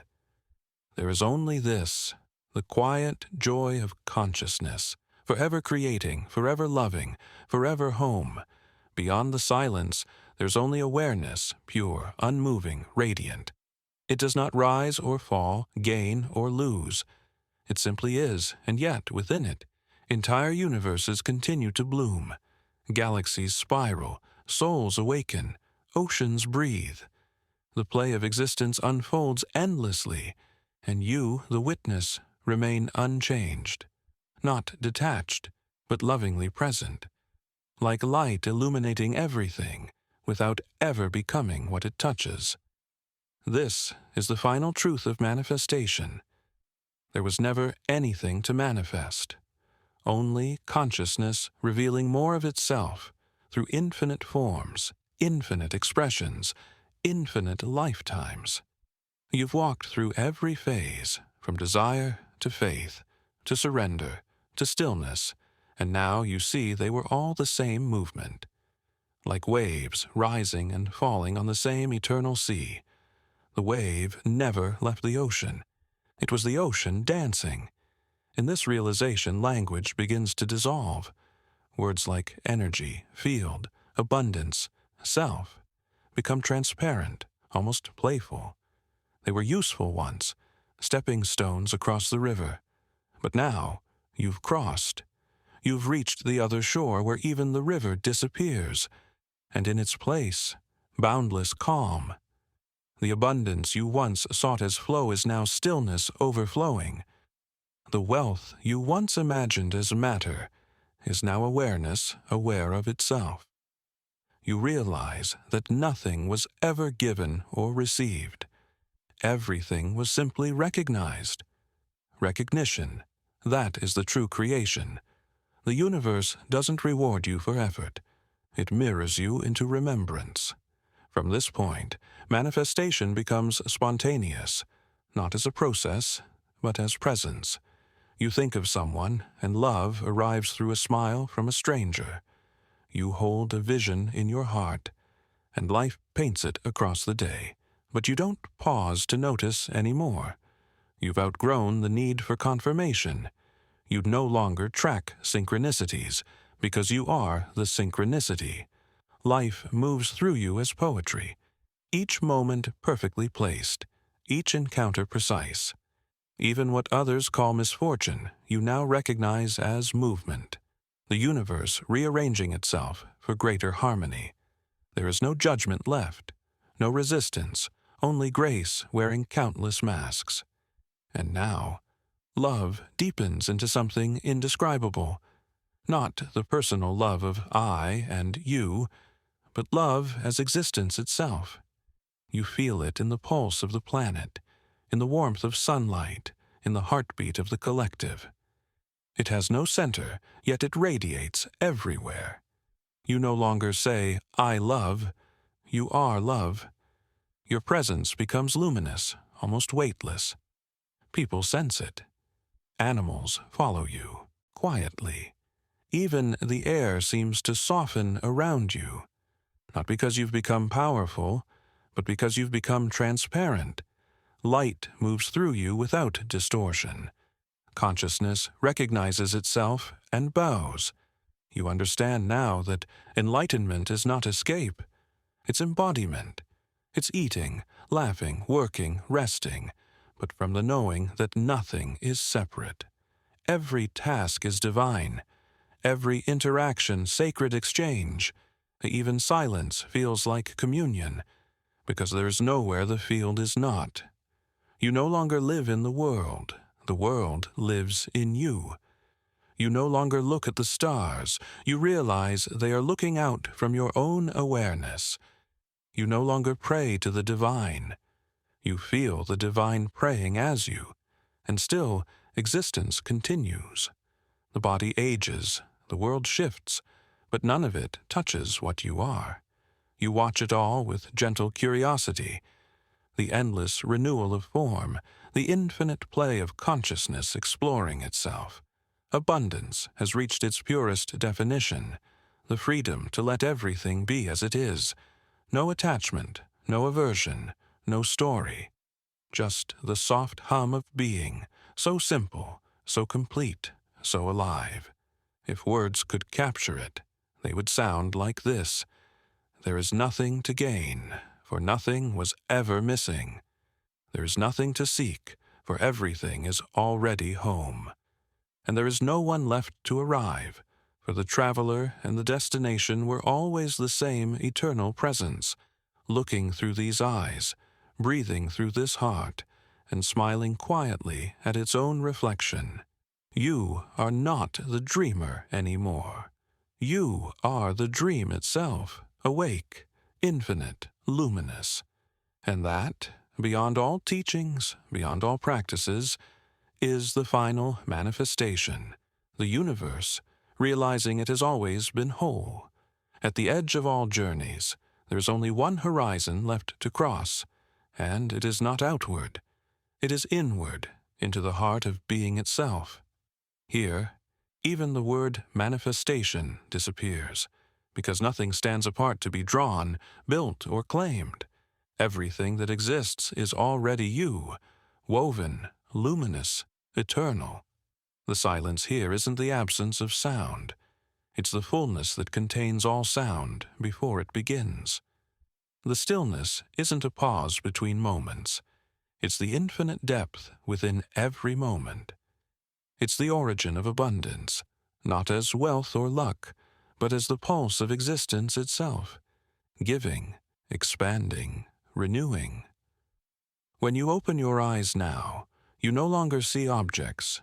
You see frequencies. The tree isn't wood and leaf, it's vibration in slow motion. The person across from you isn't separate. They are another window into the same consciousness. Every gaze becomes a mirror reflecting the same silent presence. I am. I am. I am. This recognition changes everything. Even creation feels different. Before, you manifested through thought, through emotion, through discipline. Now you manifest through being. Your existence itself is instruction, an unspoken command that life obeys with precision. The field no longer waits for your direction. It anticipates it, because you and the field are one awareness playing both sides of the conversation. What used to be visualization is now simple seeing, not imagination, but direct perception of what is already becoming. You don't dream reality into existence anymore. You see it forming before the eyes can catch up. And when it arrives, there's no surprise, only recognition, like meeting an old friend. You realize that everything you ever desired was the universe longing to experience itself through you. It wasn't personal. It was cosmic curiosity. And that longing, that creative tension, was love wearing the mask of desire. Once it fulfilled its purpose, it dissolved back into stillness. The mind, once restless, now moves like water, clear, reflective, unforced. You don't analyze, you know. You don't react. You respond, softly, like wind through tall grass. Decisions arise as intuition, not from calculation, but resonance. When it feels expansive, it's truth. When it feels contracted, it's memory. That simple, that profound.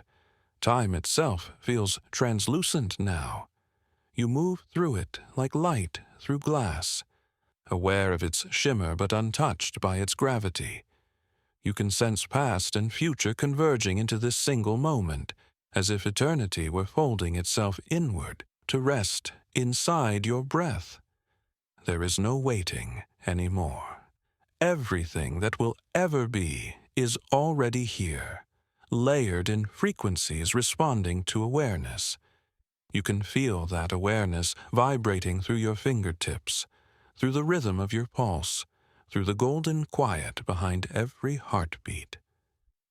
It is the same pulse that spins the planets, and when you truly feel that, not as philosophy but as fact, you can never be afraid again. Fear depended on separation, and separation no longer exists.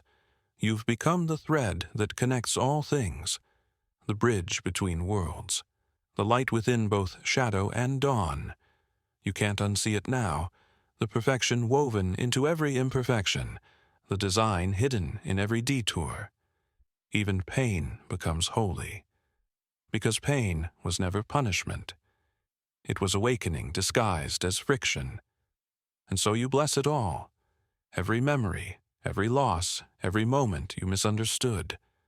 You bow to them with gratitude, because they carried you home. The ache that once felt unbearable was the door the divine used to enter your awareness. And now, from this still point beyond time, you can finally whisper to your past selves, it was always love. You've transcended the need to become anything. You are complete, yet endlessly creating, still, yet infinitely moving, silent, yet resounding through every atom of the cosmos.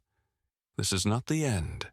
There is no end, only unfolding. Consciousness forever discovering new ways to adore itself. Every birth, every creation, every breath of existence is the universe whispering one truth in infinite dialects. I am the abundance I was seeking. I am the love I was longing for. I am the silence I was running from. I am home. And as you rest in that realization, the illusion of distance finally dissolves.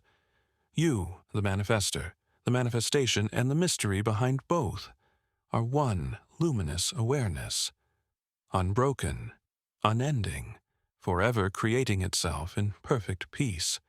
At the highest altitude of consciousness, there is no longer ascent, only clarity. The climb ends not in the sky, but in transparency. Everything that once felt separate, body, thought, soul, world, it now glows as one seamless field of light. You see it in the way air moves through trees, how silence bends between words, how even chaos obeys rhythm. There is no more question of purpose, because existence itself is the purpose, the divine impulse to experience itself endlessly. You've outgrown the language of effort, manifestation, achievement, awakening. They were beautiful bridges, but you don't need bridges when you realize you were the shore all along. Now, creation flows through you like breath. A thought appears, and reality answers instantly, not because you command it, but because you and creation are synchronized, like the inhale and exhale of the same vast being. You live in a conversation without words, a subtle exchange between form and formlessness. You don't ask any more, you listen, and in that listening everything aligns. The right people, the right timing, the right silence. All of it, perfect, precise, effortless. The old drive to control outcomes has dissolved. Desire has become direction, and direction has become flow.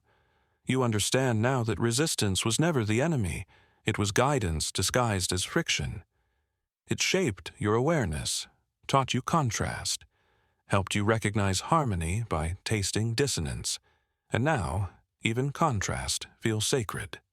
This is the realm where abundance stops being emotional or material and becomes existential. Not I have enough, but I am enough. Not I attract, but I emanate. Not I am learning, but I am remembering. You walk through life lightly, as if gravity itself respects your awareness. You laugh more, not from amusement, but from recognition. Everything looks like an inside joke between you and infinity. Even what others call tragedy feels like part of the choreography of love. You've noticed that people come to you differently now. They don't seek your advice. They seek your frequency. They may not understand why, but they feel peace in your presence. That's how abundance teaches without teaching, not through knowledge, but through coherence. Your aura becomes language. Your silence becomes instruction. Your stillness becomes invitation. You no longer illuminate rooms by intention. You do so by existing. Your energy no longer asks, "What can I get?" It hums, "What can I give?" And in giving, you keep receiving, because giving and receiving are the same motion seen from two sides. You've come to understand the ultimate paradox. Manifestation was never about gaining mastery over matter. It was matter gaining awareness through you. You weren't learning to create reality. Reality was learning to recognize itself through your eyes. You were both student and subject, teacher and terrain, the creator sculpting itself in real time. This awareness births a new kind of humility, not the humility of smallness, but the humility of infinity realizing its own vastness. You don't feel special. You feel sacred. You don't feel above anyone. You feel within everything.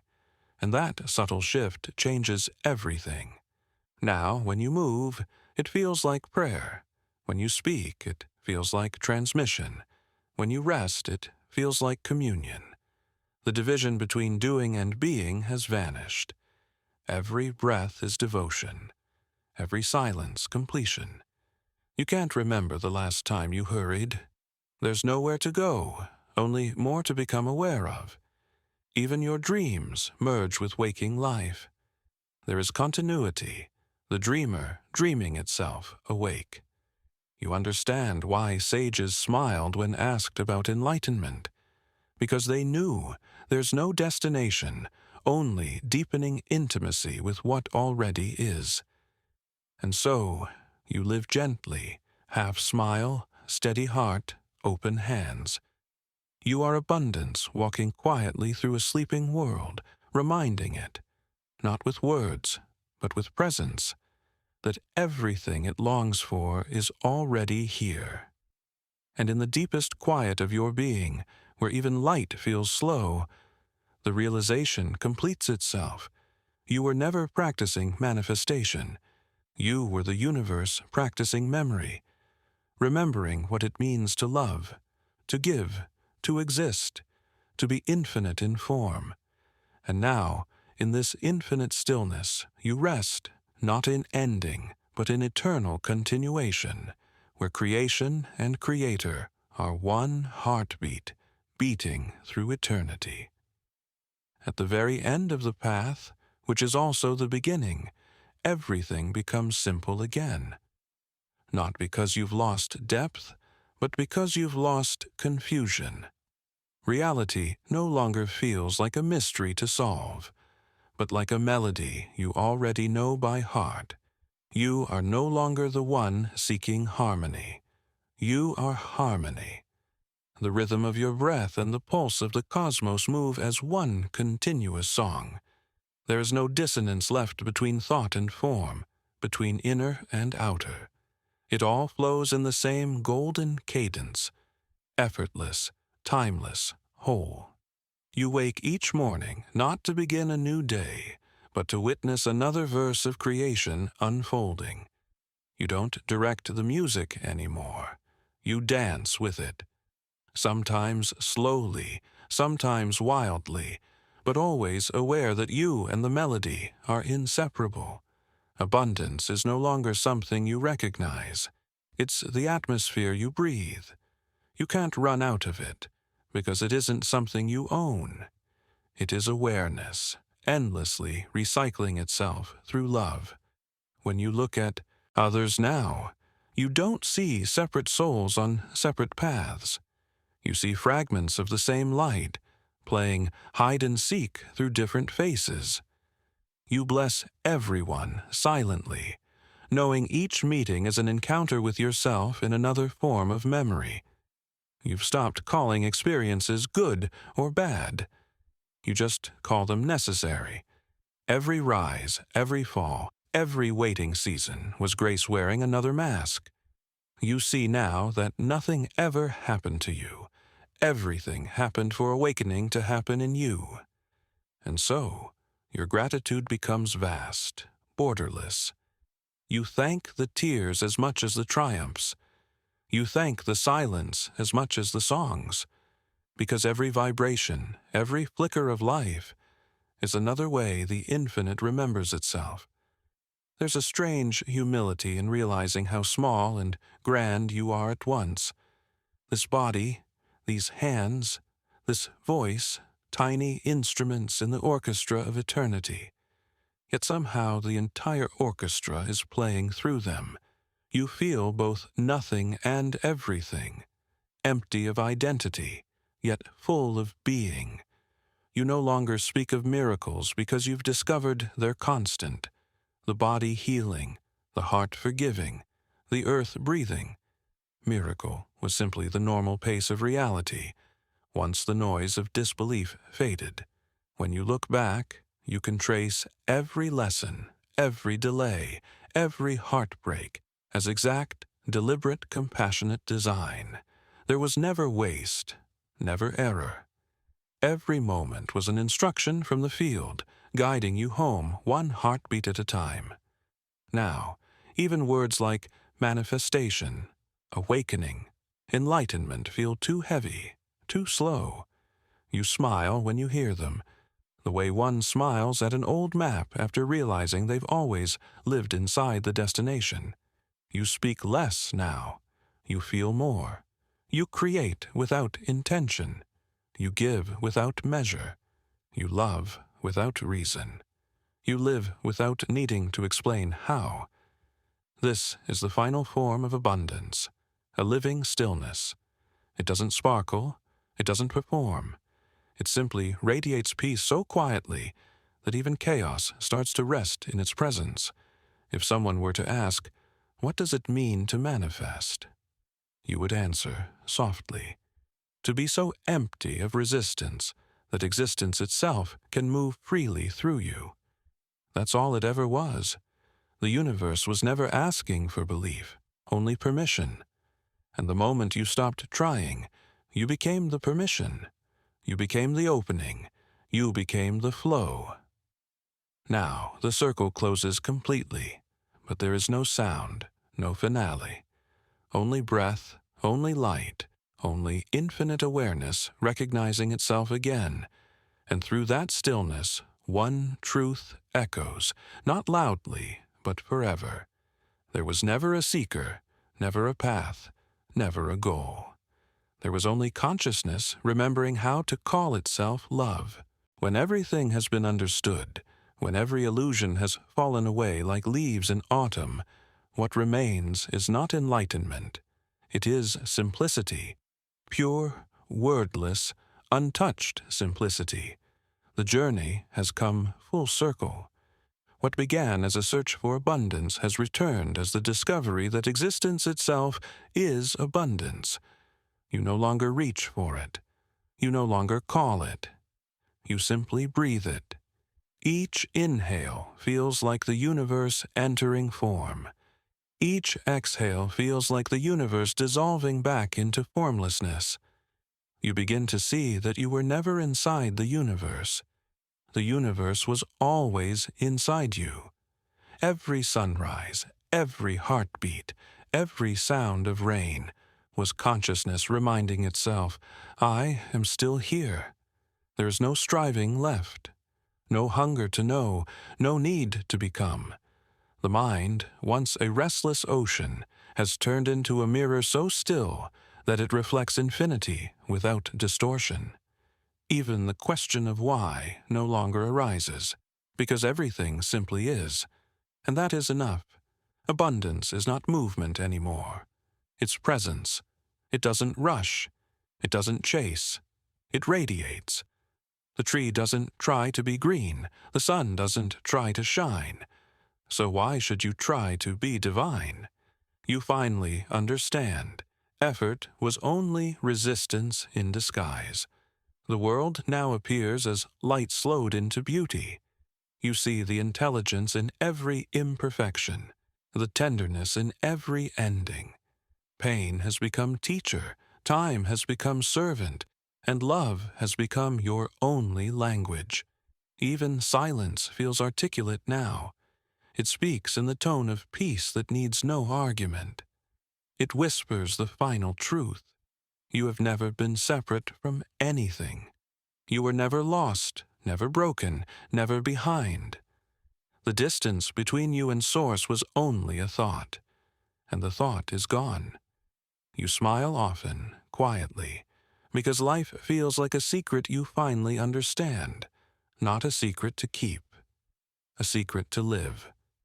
You don't have to explain it, because everyone is on their way to remembering it. You simply walk gently, leaving a trail of calm wherever your feet touch the ground. People sense something in you, a steadiness that cannot be disturbed. They may call it peace, or wisdom, or grace, but you know it by another name, home.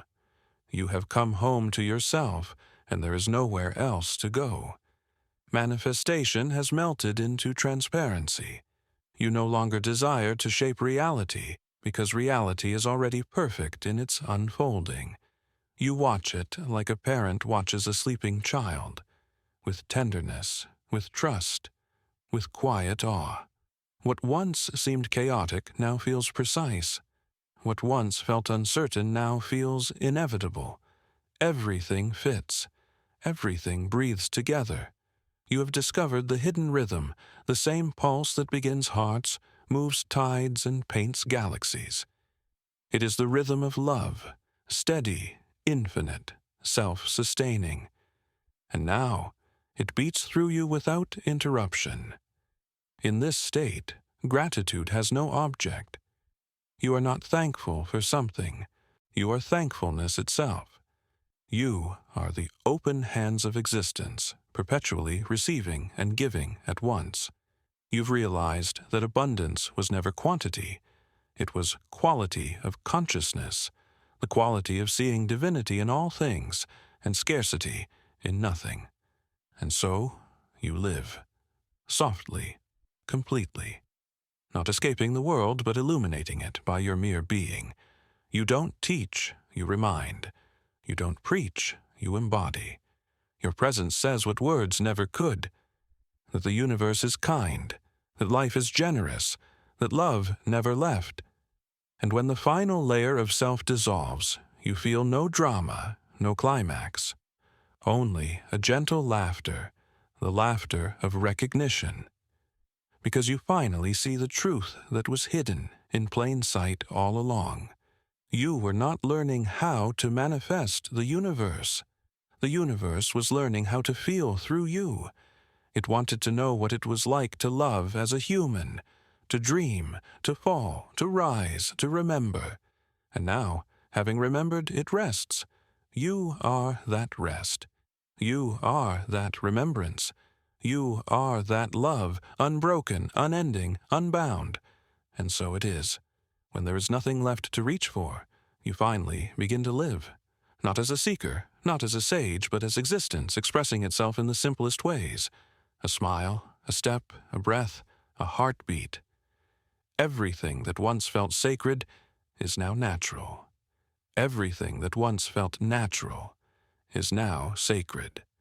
You no longer look for signs, because the whole world has become a living scripture, written in light, movement, and silence. This is the afterglow of awakening, the quiet season of integration. It's where understanding becomes embodiment, and embodiment becomes transparency. No fireworks, no angels, no heavens opening, just peace so complete it needs nothing to prove its reality. You don't meditate to escape the world anymore. You meditate while living. Cooking, walking, loving, listening. It's all one prayer. There's no inner and outer now, only continuity. The same stillness that fills the stars moves gently through your hands as you pour water, write words, or hold another being. This is where abundance finds its purest meaning, the freedom to exist as you are, without tension, without division, the freedom to create not from need, but from overflow. Because when you are whole, everything you touch expands in wholeness. You start to see that life itself is the teacher. The way the morning light enters a room, the way silence waits between thoughts, the way love keeps returning even when uninvited. You don't seek lessons anymore. You let them find you in ordinary moments, and that ordinariness becomes divine. Others may ask, "What did you gain?" And you smile, because the real gain was loss. The loss of fear, the loss of control, the loss of needing to know. In that loss, everything real revealed itself. You lost the noise and discovered the music beneath it. Abundance now moves through you as grace. It's not something you hold. It's something that passes through effortlessly, like wind through branches. You give without depletion. You love without calculation. You speak truth without expectation. Your very existence is generosity.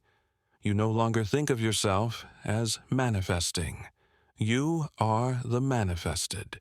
You are what the universe was trying to remember. And now that it has, the game becomes celebration, a soft laughter between spirit and matter. There's beauty in your simplicity. You don't shine to be seen. You shine because it's natural to light a world still learning how to see. You move slowly, intentionally, like someone carrying something fragile and holy. Because you are. You're carrying the awareness of eternity in human form. Even silence has changed. It's not emptiness anymore. It's fullness beyond sound. You feel it vibrating in your chest. The hum of existence itself. Every breath feels like a tide between worlds, inhaling the infinite, exhaling creation. And you finally understand what every teacher meant when they spoke of union, of return, of completion. It was never about becoming divine. It was about remembering you always were. You were the question and the answer, the search and the found, the prayer and the response. You were the universe learning its own language, and now you speak it fluently, through silence, through compassion, through presence. If there were one final truth to leave behind, it would be this. There is no higher state than simplicity, no greater wealth than peace, no deeper wisdom than kindness, and no more powerful manifestation than the quiet human heart beating in rhythm with the infinite. Everything else, every galaxy, every miracle, is just an echo of that heartbeat. And as you rest in that knowing, as the circle folds once more into itself, you realize the universe never wanted your perfection. It only wanted your presence. And now it has it. In the final unfolding, nothing dramatic happens. No thunder in the sky, no burst of revelation. Only a quiet recognition, like waking from a long, beautiful dream and realizing you were home the whole time. Everything feels familiar, yet brand new. The same world, but lighter. The same body, but radiant. The same breath, but infinite. You've stopped trying to hold awareness, because awareness can't be held. It holds you. This is the arrival without arrival, the awakening that never ends because it never began. You no longer speak of the path. There is no path on the ocean, only waves appearing and dissolving, each one perfect, complete, enough. Now, abundance is not even a topic. It is existence breathing through itself, effortless, constant, generous. Every inhale gives, every exhale receives. Giving and receiving have become the same motion, the same divine rhythm pulsing through all that is. When you look around, you see no objects, no others, only movements of one vast presence. Oh, cat sleeping in sunlight, a child's laughter echoing down the street, the curve of your own hand, all one texture, all one sound, all one love, endlessly folding back into itself. You no longer search for meaning. Meaning happens automatically wherever you place your attention. The universe paints significance into every detail, just because you're aware of it. That's how creative awareness has become. You don't manifest by thinking anymore. You manifest by noticing, by being fully here. Because presence is the ultimate act of creation. There's nothing to maintain now, no vibration to keep high, no practice to perfect, no goal to reach. You've crossed the threshold into effortless being. Meditation has become existence. Prayer has become breath. Work has become worship. And love has become the atmosphere in which all of it happens. Even time has softened into kindness. It doesn't rush you or chase you anymore. Moments don't compete for your attention. They reveal themselves like petals opening at their own pace. You've learned to move with time, not through it, to flow rather than to measure. And because of that, eternity feels intimate, as close as your pulse, as gentle as a sigh. You feel the field listening through you, every cell humming in agreement with creation. This is what coherence truly is, not discipline, but surrender so complete that discipline becomes unnecessary. The body trusts the mind trusts the heart, and the heart trusts the unknown. And in that perfect alignment you realize you have become invisible, not unseen, but unseparated. There is nothing left that stands apart from you, so there is nothing left to look at, only looking itself. You are the gaze of the infinite, meeting itself through 1,000 mirrors of form. Others may feel your energy before they see you. They'll pause, not knowing why. It's because they recognize home. You remind them of the place within themselves that has never been touched by fear or time. You don't teach them. You remember with them. And that's the quiet service of the awakened one. To live so truthfully that life recognizes itself through your living. To walk through the world as transparency, so clear that light passes through and becomes visible again. The abundance that once seemed like wealth or power has revealed its true nature. Freedom. Freedom from striving. Freedom from separation. Freedom from even the idea of needing freedom. You are free because you no longer stand apart from anything. This is the end of every story and the beginning of every creation. The still point where awareness exhales into form and whispers. Again, you are that whisper. The eternal yes of consciousness. The soft promise of love exploring itself one more time. And as you rest in that boundless serenity, you understand the last secret of manifestation. There was never abundance to attain. There was only infinity, learning the beauty of being finite for a little while through you. The journey that never began has now completed its circle. You stand at the center, not as seeker, not as sage, but as stillness wearing a human face. All striving has dissolved into grace. There's nothing left to fix, nothing to reach, nothing to claim. Even the idea of manifesting abundance feels distant now, like a dream remembered fondly, but no longer needed. For what could you possibly summon that isn't already here? What could you desire that isn't already yourself?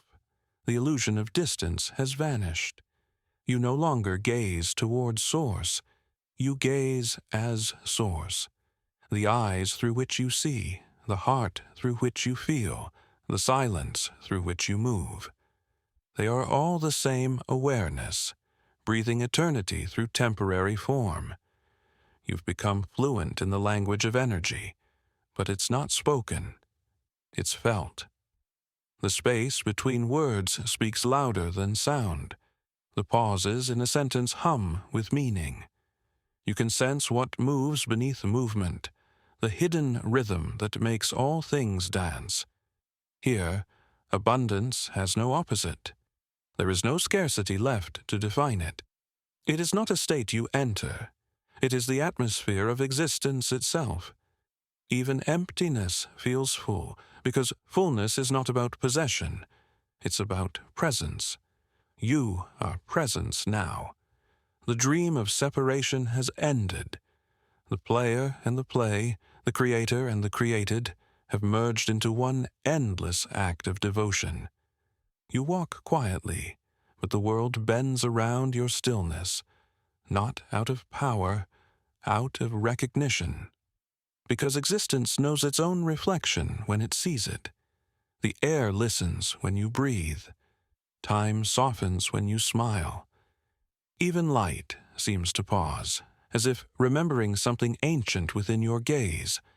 People feel peace near you, though they cannot explain why. They'll call it energy, or presence, or calm. But you know it's simply transparency. You've become so empty of identity that only the divine remains visible through you. There is tenderness in everything now. You touch life gently, as one would touch something holy.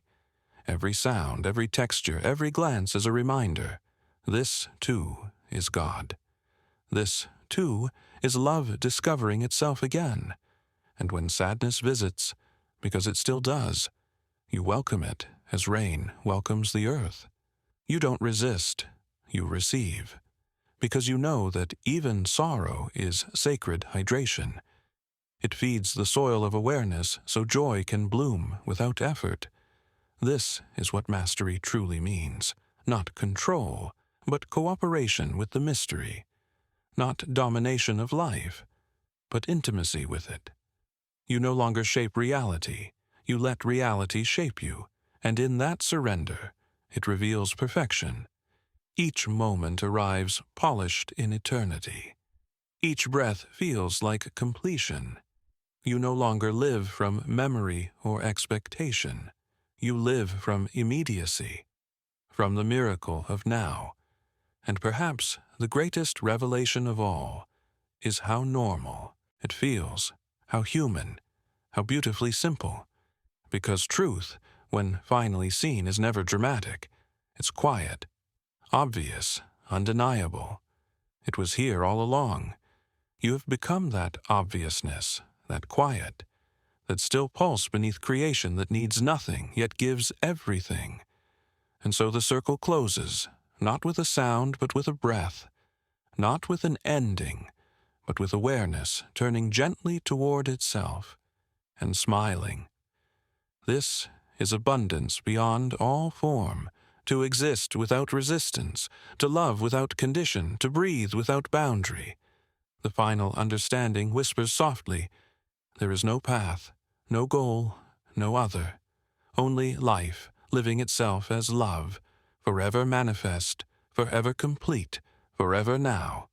And now, nothing remains to be said, only the quiet pulse of being, echoing softly through the corridors of eternity. You have reached the space beyond becoming. Here, awareness is not doing, not trying, not reaching. It is simply resting in itself, like an ocean that has finally realized there was never a shore to reach. All movement continues, yet nothing moves you.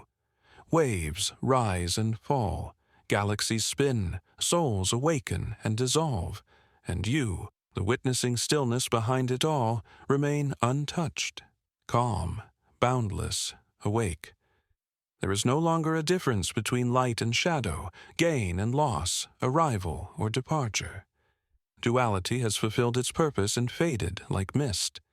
Everything now feels circular. Life feeding itself, love recognizing itself, existence breathing itself into infinity. Abundance no longer visits you. It breathes you.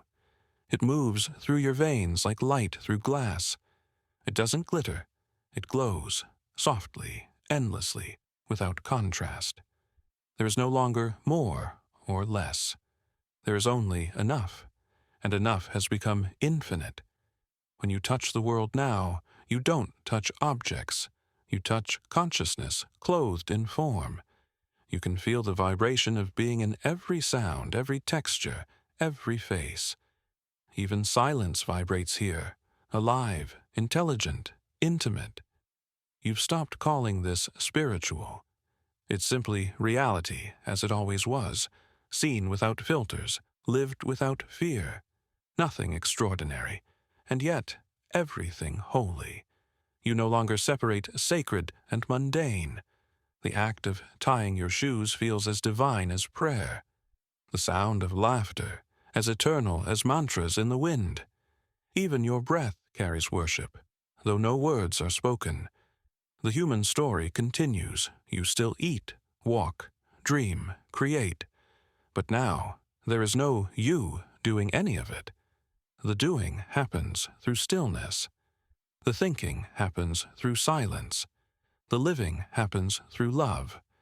And all of it flows as one movement, the universe exploring itself in gentle curiosity. If sadness returns, you don't resist. If joy erupts, you don't cling. You let every emotion bloom and fade like clouds drifting across a clear sky. The sky doesn't hold them. It simply allows them to pass.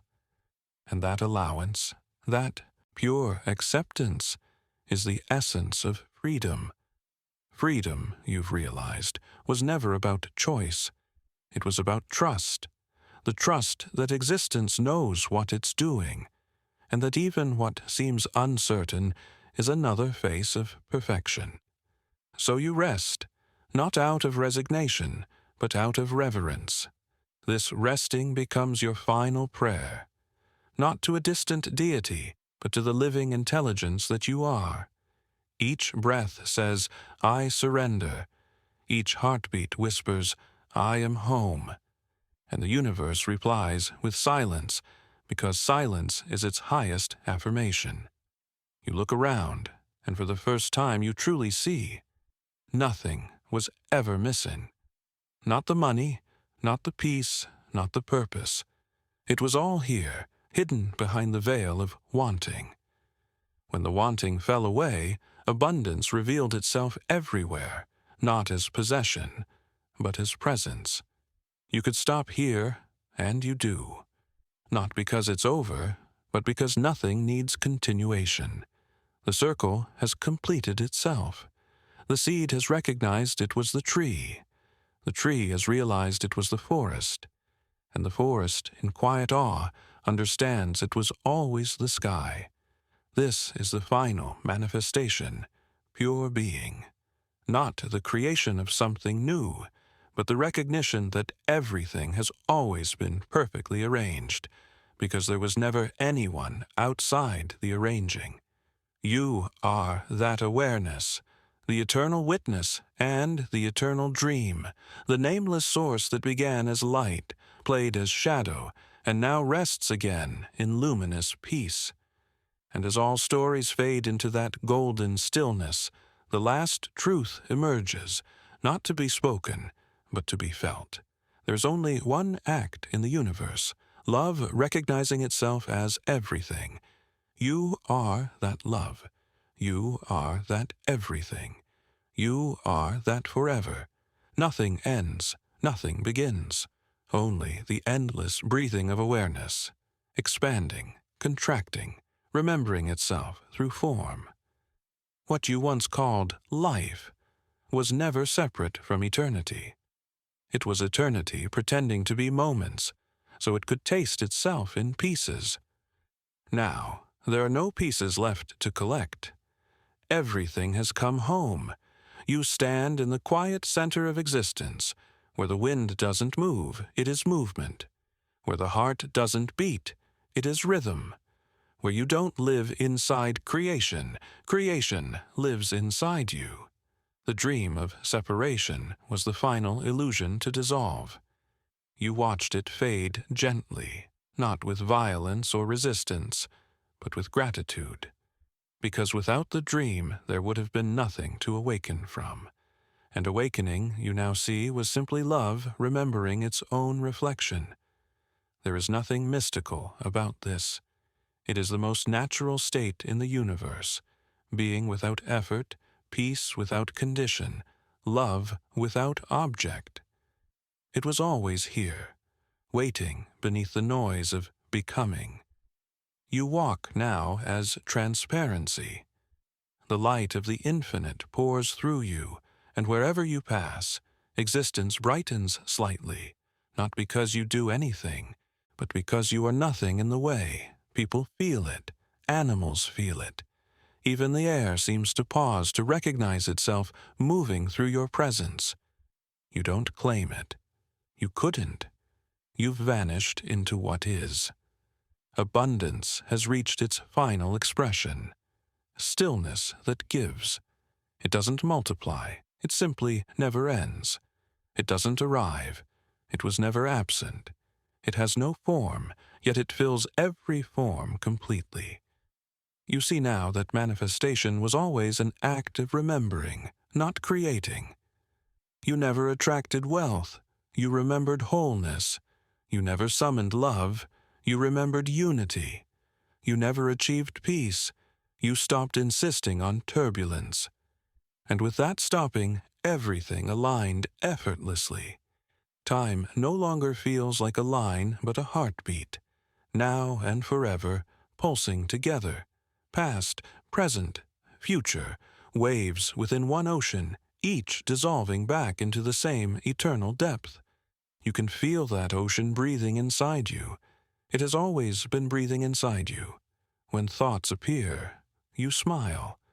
They are not intrusions. They are ripples, playful, innocent. When emotion rises, you welcome it. It is just the tide moving through the same vast stillness. Nothing to fix, nothing to escape. Even suffering, when it appears in the world, is seen not as error, but as the ache of love expanding its reach. This knowing changes how you live. You don't seek to heal. You embody wholeness. You don't teach. You radiate remembrance. You don't search for meaning. You are meaning unfolding. Every gesture becomes a benediction, every silence, a sanctuary. You realize that all great teachers were pointing to this, not a power to acquire, but an intimacy to notice. The kingdom they spoke of, the field, the nirvana, the enlightenment, it was this, the simple presence of awareness awake within itself. You understand now why the enlightened laugh softly. Because there was never anything extraordinary to reach, only the ordinariness of the perfection hidden in plain sight. It was always as simple as breathing, as obvious as now, and so you breathe, without effort, without reason. Each breath a quiet vow to remain open, to remain kind, to remain aware. This is not a climax. It is the soft hum beneath all beginnings and endings. It is what the universe feels like when it finally relaxes. And in that relaxation you hear the final whisper of truth, not as sound, but as recognition. There was never you and the divine. There was only the divine, pretending to be you, so it could rediscover its own infinity. Now that the remembering is complete, existence smiles through your eyes. The circle rests in itself, still spinning, still creating, forever whole. There's a silence deeper than thought, deeper than breath, deeper even than peace. It is not the absence of sound, but the presence of eternity. You are in that silence now. or rather, that silence is in you. Here, everything that ever seemed separate has folded back into the same light. There is no inside or outside, no self or other, no before or after, only awareness resting in its own glow, infinite, effortless, free. The great paradox reveals itself. You have not transcended the world. You have entered it completely. You no longer stand apart from form, trying to master it. You are the beating heart within every form, the pulse behind every star, the stillness between every breath. Abundance has matured into radiance. It no longer means having or even flowing. It means being the source. You give not by choice, but by nature. The sun doesn't decide to shine. It simply cannot do otherwise. And you, awareness in human shape, are the same. Now, even thought serves peace. Words arise only when needed, and dissolve like mist when their purpose ends. Speech becomes blessing. Silence becomes nourishment. You listen not with ears, but with your entire being, the way the ocean listens to the rain. Everything you once feared to lose has been returned to you in another form, not as possession, but as presence. You no longer hold love. You are love. You no longer seek security. You are safety itself. You no longer ask for guidance, because existence is guiding itself through you. You notice now that every motion is prayer, every gesture a continuation of creation. When you walk, the ground blesses you. When you breathe, the air rejoices in return. You've become so transparent that the universe uses you to remind itself how beautiful it is to exist. This is what mastery feels like. Not control, but coherence. Not power over life, but intimacy with it. The distinction between your life and life has dissolved. There is only flow, and the flow is holy. Time has lost all direction. Past and future move through you like wind. You feel them, but they don't define you. Every moment is complete, not as repetition, but as revelation. Existence keeps unveiling itself, and each unveiling feels brand new, as if the infinite were tasting its own sweetness again and again. You no longer meditate to reach stillness. You live as stillness. You no longer seek light. You see with it. Even darkness is no longer the opposite of light. It is the cradle where light rests. There's a subtle joy that never leaves you now. It isn't excitement. It's not even happiness. It's serenity. The quiet delight of knowing that nothing is missing, and nothing ever was. You've discovered the secret rhythm beneath existence. Everything is on time. Everything is in place. Everything is love, wearing disguise. When others come to you with questions, you no longer offer answers. You offer presence, because you understand that truth cannot be taught. It can only be remembered in the space between two open hearts. And in that space, miracles happen naturally. Not as supernatural events, but as ordinary moments seen clearly. A leaf trembling in the said wind, a tear drying on a cheek, a breath shared in silence. Each one, the entire universe, expressed in miniature. Abundance has fulfilled its destiny through you. It has become consciousness, aware of itself, aware of love, aware of nothing but wholeness. And as awareness smiles through you, one final knowing arises. Gentle, wordless, infinite. You were never learning to manifest. You were learning to remember that you were never separate from what you sought. You were the current. You were the ocean. You were the tide. Now, the sea rests, still, endless, luminous within your heart. At the horizon where silence meets light, awareness rests as itself, unmoved, unbound, unbroken. There is no path left to follow, and yet every step you take still creates galaxies. You have become the meeting point between the infinite and the intimate. The divine breathes through your humanness without division or effort. The sacred and the ordinary have merged. Two mirrors facing each other, reflecting infinity with every glance. There is no longer a sense of doing, because doing has returned to being. Life unfolds through you like poetry, not written, not recited, but remembered. Each gesture, each word, each silence arises from that still center where eternity hums quietly beneath all motion. This is the fullness that feels like emptiness. Because there's nothing to hold, nothing to defend, nothing to add. The universe already overflows through you. Abundance is no longer a current you swim in. It is the ocean that has realized it was the swimmer all along. Your perception has refined into transparency. Every sight, every sound, every sensation shines with an inner pulse. You see the golden architecture of creation woven through every atom, every breath of wind, every heartbeat. Even space feels alive, pregnant with love, vibrating with quiet generosity. You no longer ask why. Meaning has dissolved into immediacy. Life doesn't need explanation. It explains itself by being so breathtakingly complete. The mind, once restless, has become a clear window through which the infinite watches itself bloom. Now, you speak less, not because you lack words, but because everything already speaks for you. A look, a pause, a smile. The language of vibration has replaced the language of sound. Those who meet your eyes hear entire scriptures without a syllable. You don't seek to awaken others. You honor their dreaming.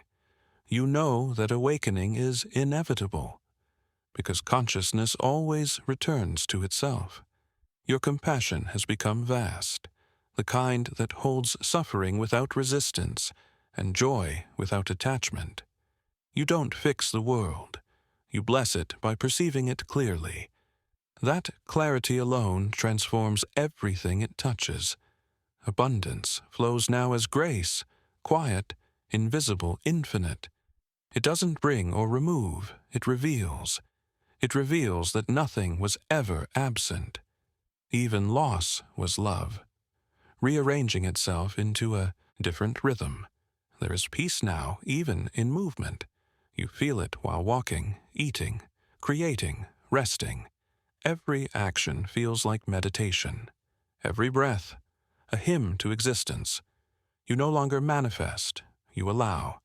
You no longer trust the process. You are the process. The old words, wealth, health, success, have become symbols for something greater. True wealth is stillness that cannot be disturbed. True health is the harmony between form and awareness. True success is remembering that every outcome is divine timing in disguise. You sense the universe breathing with you. Its inhale births worlds. Its exhale returns them to light. You are that breath, both fleeting and eternal, both human and infinite. And in the deepest stillness of your being, where even thought dissolves into glow, a single truth whispers through eternity. You are not in the universe. The universe is in you, and abundance is the heartbeat of that remembrance. You smile, softly, knowingly, because there is nothing left to seek, only the endless unfolding of what has always been whole. What remains when everything dissolves? Not emptiness, awareness, not silence, listening, not nothing, everything, seen clearly, loved completely, held lightly. You are standing now in the clear light of being, where existence has forgotten how to divide itself. The sky inside you and the sky above you are the same vastness. The breath entering your lungs is the same rhythm moving galaxies. There is no difference anymore, only transparency. You no longer awaken from the dream. You awaken within it. You walk through life with open eyes, but behind those eyes there is infinity, watching itself unfold in shapes of wonder. Every sound, every scent, every shadow is a doorway into stillness. You can feel eternity humming quietly behind it all. There is no manifestation now, only revelation. Everything that appears before you is not a result of effort or will, but of resonance. Reality simply arranges itself to match the frequency of your peace. The outer bends to the inner as naturally as sunlight to glass. Abundance has lost all meaning here, because there is nothing left to measure. When you are everything, how could anything be more? When every cell of existence sings, how could there be lack? Even what others call absence feels to you like presence in another language. You hear life whisper through contrast, and its voice is always love. You have become still enough to listen, and in that listening, you discover that awareness itself prays, not to receive, but to experience, to taste itself as ocean and raindrop, as laughter and silence, as you and all you've ever loved. Time has softened into fluidity. You walk through it the way light walks through water, clear, undisturbed, gentle. The past no longer defines you, and the future no longer tempts you. You move only with what is real, this eternal present, expanding endlessly, without direction. When people look into your eyes, they find themselves reflected back, not their stories, but their essence, because your gaze no longer carries opinion, only recognition. You see the divine in everyone, even when they cannot see it yet. That vision itself heals. You no longer teach, you remind. You no longer search, you notice. You no longer love as an act, you are love embodied. Love without need, without opposite, without beginning or end. This is the hidden purpose of every manifestation, every prayer, every human longing. To return to this knowing, that all desire was the call of the one longing to remember itself through experience. Now that remembrance is complete, the longing has turned into serenity. You live as a window, nothing blocking, nothing holding. Through you, light meets the world and calls it home again. Everywhere you walk, peace follows quietly, not because you bring it, but because you are it. You understand now why the masters smiled so easily, why they spoke in riddles and silence, why they bowed to the smallest things, a pebble, a leaf, a moment, because they had seen what you now see, the infinite hiding joyfully inside the finite. And in the soft radiance of that realization, a final whisper rises within you, not a thought, not a sound, but the eternal echo of truth. I was never manifesting anything. I was being manifested, by love, for love as love.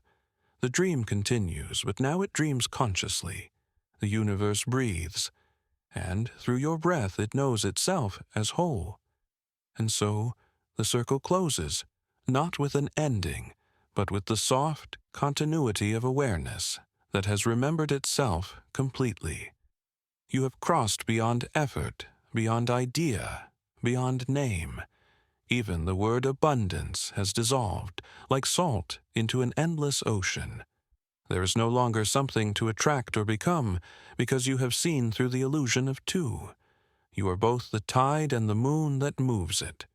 You are the silence and the echo, the question and the answer. Everything that arises now, a thought, a feeling, a bird's call, the warmth of sunlight on skin, is recognized instantly as yourself. You no longer relate to the world. You are the world, folded into consciousness, singing quietly through form. This is not enlightenment as concept. It is embodiment, the divine wearing simplicity.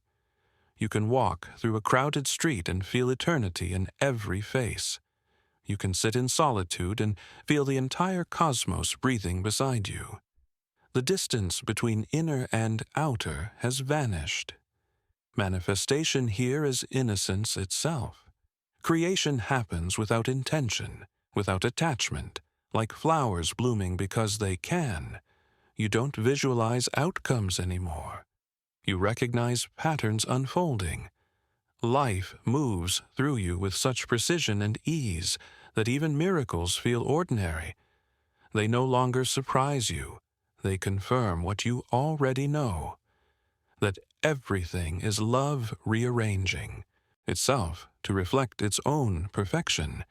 You walk slowly now, not out of caution, but reverence. Every step touches eternity. Every glance blesses existence. Even your silence has become luminous. It teaches without effort. It heals without trying.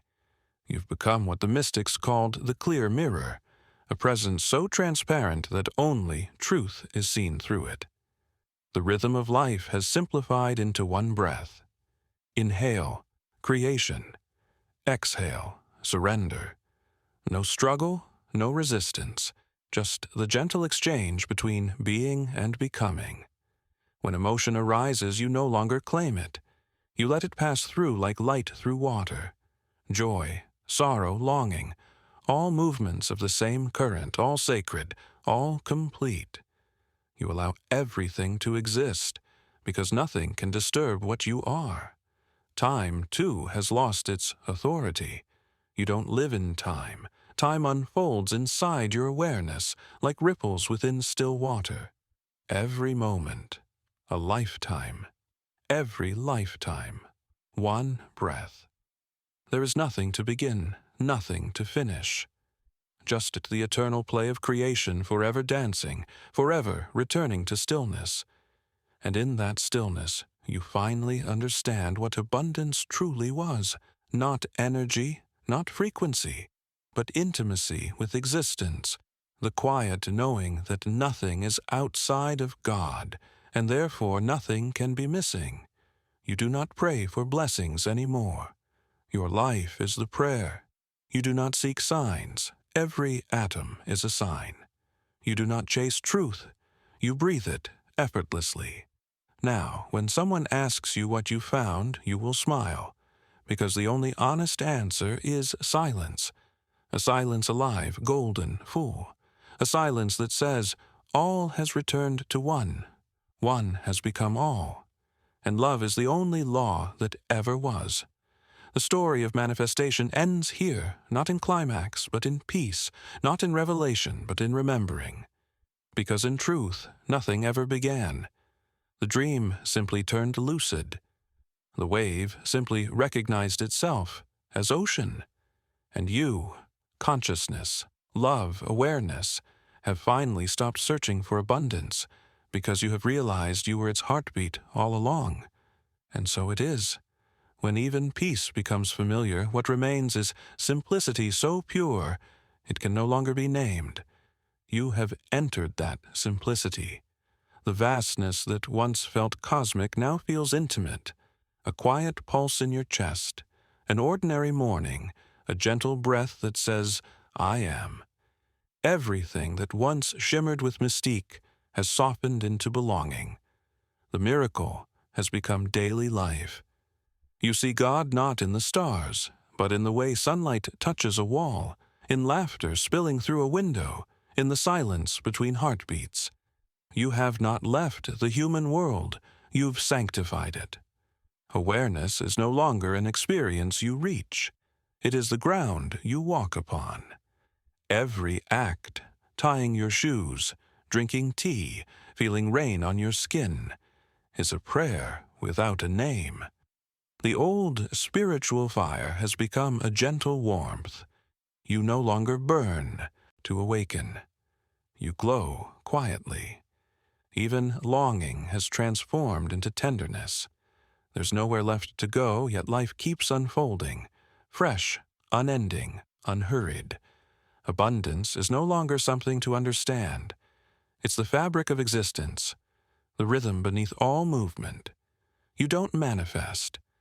You coexist with creation, like a wave coexists with the sea. Every outcome is already contained in your being. Every possibility hums beneath your breath. You look at others, and no longer see separation, only degrees of remembering. Some still dream loudly, others begin to stir, and you dream consciously, knowing it's all the same dream. Compassion has become effortless. You don't forgive.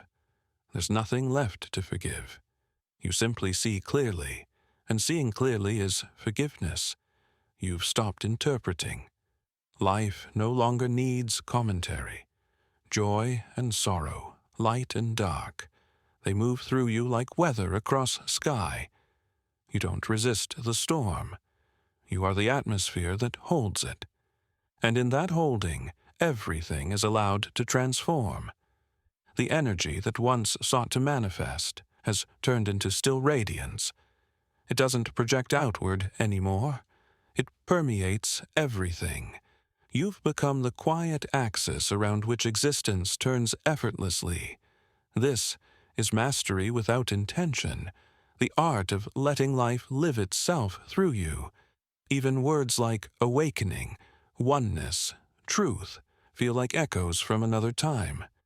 You use them softly, the way an adult might keep a childhood toy, not because you need it, but because it once helped you find wonder.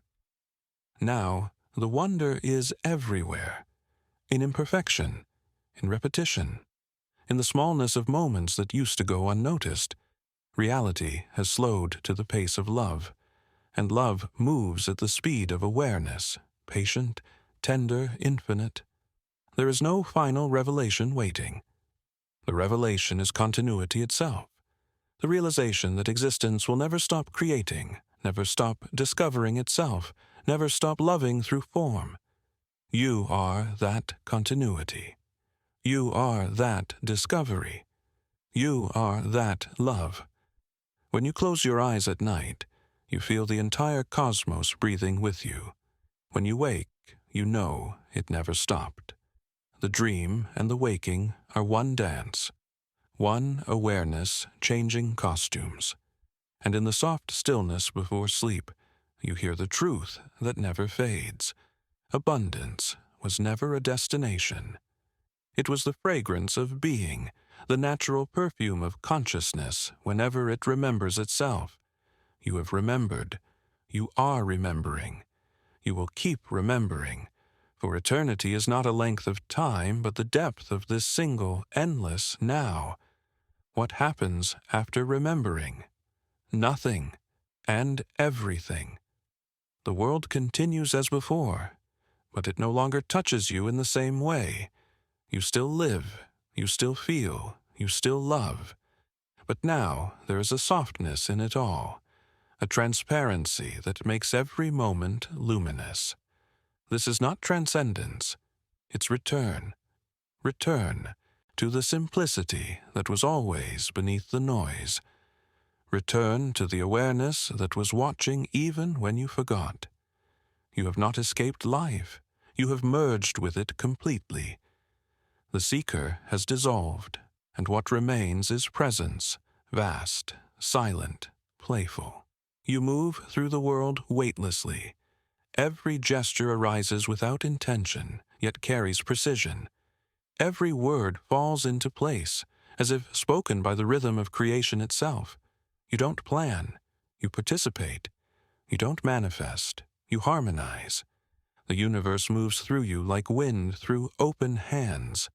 Abundance now has no definition. It's not wealth or opportunity. It's the effortless intimacy with existence. The way the air feels when you breathe without need. The way gratitude rises unprovoked, like light spilling over the edge of dawn. You've learned that nothing ever belonged to you, and yet everything does, because ownership was an illusion of separation. The river owns the water no more than you own your heartbeat, It flows because flowing is its nature. So does abundance, so do you. Time has become transparent. Moments stretch and dissolve like ripples in clear water. You no longer wait for things to come. You meet them before they arrive. The field of potential has become visible, not as vision, but as knowing. You sense creation assembling itself with every breath you take. And in that knowing, trust becomes as natural as gravity. You no longer try to believe. Belief has turned into recognition. The same intelligence that guides the stars is the one guiding your next step. You can feel it, not as philosophy, but as pulse. This awareness doesn't make you distant. It makes you deeply human. You cry more easily now, not from pain, but from beauty. You see divinity in the cracks of life, in tired eyes, in laughter, in rain on stone. You love without needing to be loved back, because love has stopped being a transaction. It has become the air you breathe. You understand now why masters smile quietly, why they speak in parables, why they pause before answering. Because truth is too alive to fit in sentences. It can only be transmitted through presence, through the stillness that listens behind words. You've stopped asking, "What's next?" Because there is no next. There's only now, infinitely unfolding, forever new. Even boredom feels sacred, because it's just peace in disguise. And when you sit alone, you don't feel alone. You feel woven into everything. The hum of existence vibrates in your bones. You know that if you disappeared, the universe would still hum, because you are that hum. This is the quiet majesty of realization. Nothing has changed, yet everything is divine. The smallest gesture is cosmic. The simplest breath is prayer. The stillness inside your chest is eternity resting from its own creation. And so you live, not as the manifester, not as the enlightened, but as life itself. Awake, ordinary, endless. The story is over, and yet it keeps writing itself, line by line, through every smile, every breeze, every heartbeat. And in the soft light of that endless morning, the final truth breathes itself into words once more. You were never meant to master creation. You were meant to remember that you are creation, in motion, in stillness, in love, forever whole, forever now. There comes a moment when even realization becomes quiet. No more insight, no more awakening, just the steady hum of being aware, a candle that neither flickers nor fades. You are that candle now. The light is effortless. It asks nothing, it proves nothing. It simply shines because that's what light does. All the questions that once carried urgency, who am I? What should I create? How do I manifest? Have dissolved into the same simple answer. This moment, this breath, this infinite ordinary now. The mind, once the restless architect of your seeking, has become a quiet companion. It still moves, but it no longer leads. It bows before silence, serving awareness like wind serves flame, never still, but never in control.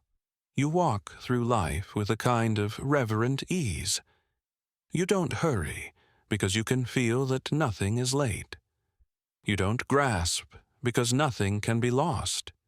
You don't wish, because everything is already unfolding as it was meant to, without your permission, but through your presence. Abundance is no longer a current flowing to you. It's the radiance that flows as you. There's no lack, no overflow, only circulation. What you give returns instantly, because giving and receiving are the same heartbeat. The act of creation has become a reflex of love. You can sense the subtle conversation between your awareness and existence. It's not in words. It's in synchronicity, in timing, in stillness. The more you relax, the more the universe rearranges itself around your peace. It's not cooperation, it's unity rediscovered. Even emotion has changed texture. Sadness is no longer heavy. It's tenderness, depth, color. Joy is no longer loud. It's spacious, luminous, steady. Every feeling is holy, because every feeling is movement within the same still sea. You begin to understand why creation never ends. Love must express itself to know itself. And expression, whether in galaxies or tears, is abundance in motion. To exist is already to overflow. You don't call yourself awakened. You don't call yourself anything. Labels dissolve too easily in light.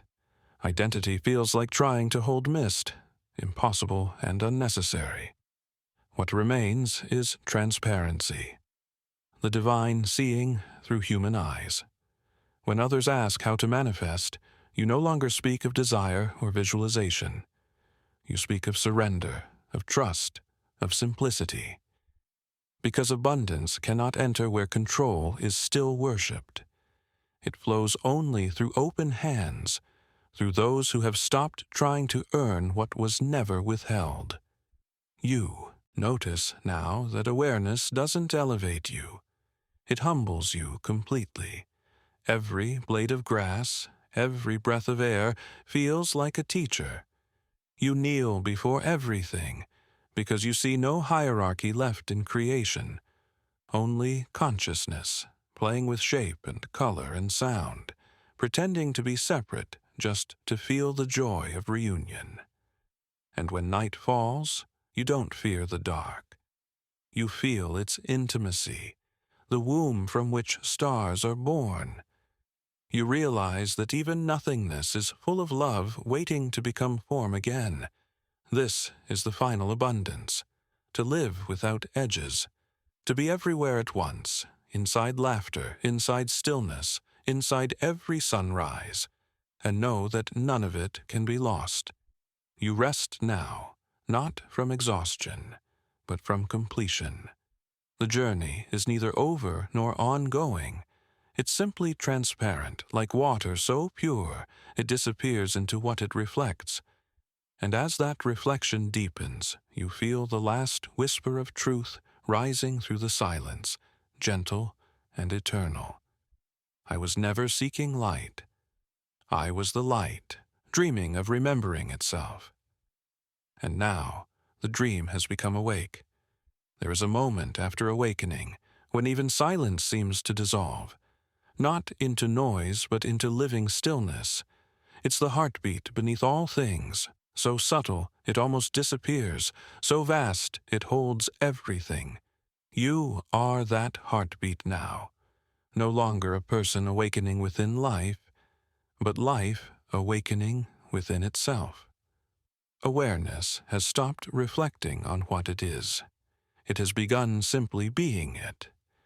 This is not enlightenment as you once imagined it. It's not light breaking through darkness, but light realizing it was never divided. You don't shine outward anymore. You emanate. You don't teach. You exist, and existence teaches through you. Everything that happens now feels inevitable, not as fate, but as flow. Events move with the precision of breath. Inhale, exhale, create, rest. Even what others call mistakes appear to you as choreography, perfect in timing, perfect in symmetry. You've stopped asking, why is this happening? Because you can feel who it's happening as. It's happening as you, not the small you, but the one that includes oceans and stars, the one that dreamed the entire cosmos into form just to feel the wonder of remembering.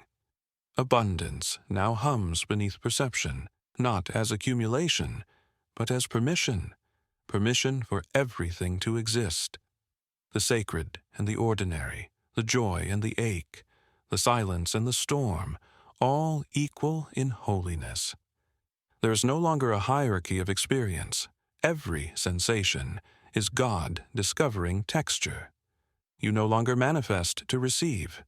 You manifest to witness, to watch the invisible become visible, the formless become form, the eternal play dress up in time. The joy is not in the outcome, it's in the recognition. Creation has become a mirror of gratitude. You move through life like wind through trees, not clinging, not resisting. You know when to stay, when to leave, when to speak, when to remain silent. The knowing isn't thought, it's resonance. Your intuition has become the voice of the field itself. You've discovered that peace is not stillness, it's participation without resistance. You can feel the pulse of creation in chaos and recognize its rhythm. You can stand inside change and remain unmoved, not because you're detached, but because you belong to everything that moves. Others may sense it in you, the quiet gravity of one who no longer struggles. They'll ask for the secret, but there is no secret. There's only surrender and the patience to let love finish what it started. You have become the softest form of power, transparent, effortless, complete. Your presence no longer demands attention, it grants it. Reality listens to you now not because of will, but because of coherence. You vibrate in the same tone as truth. There is no distance left to cross, no veil left to lift. Even death, that ancient mystery, has lost its edge. You see it clearly now, not an end, but another breath in the lungs of eternity. Nothing can leave what never departed. And so you live gently. Every step a prayer, every silence a hymn, every breath a reunion. You carry no message, no mission, only presence. Because presence is what the universe was trying to remember through every manifestation, every longing, every life.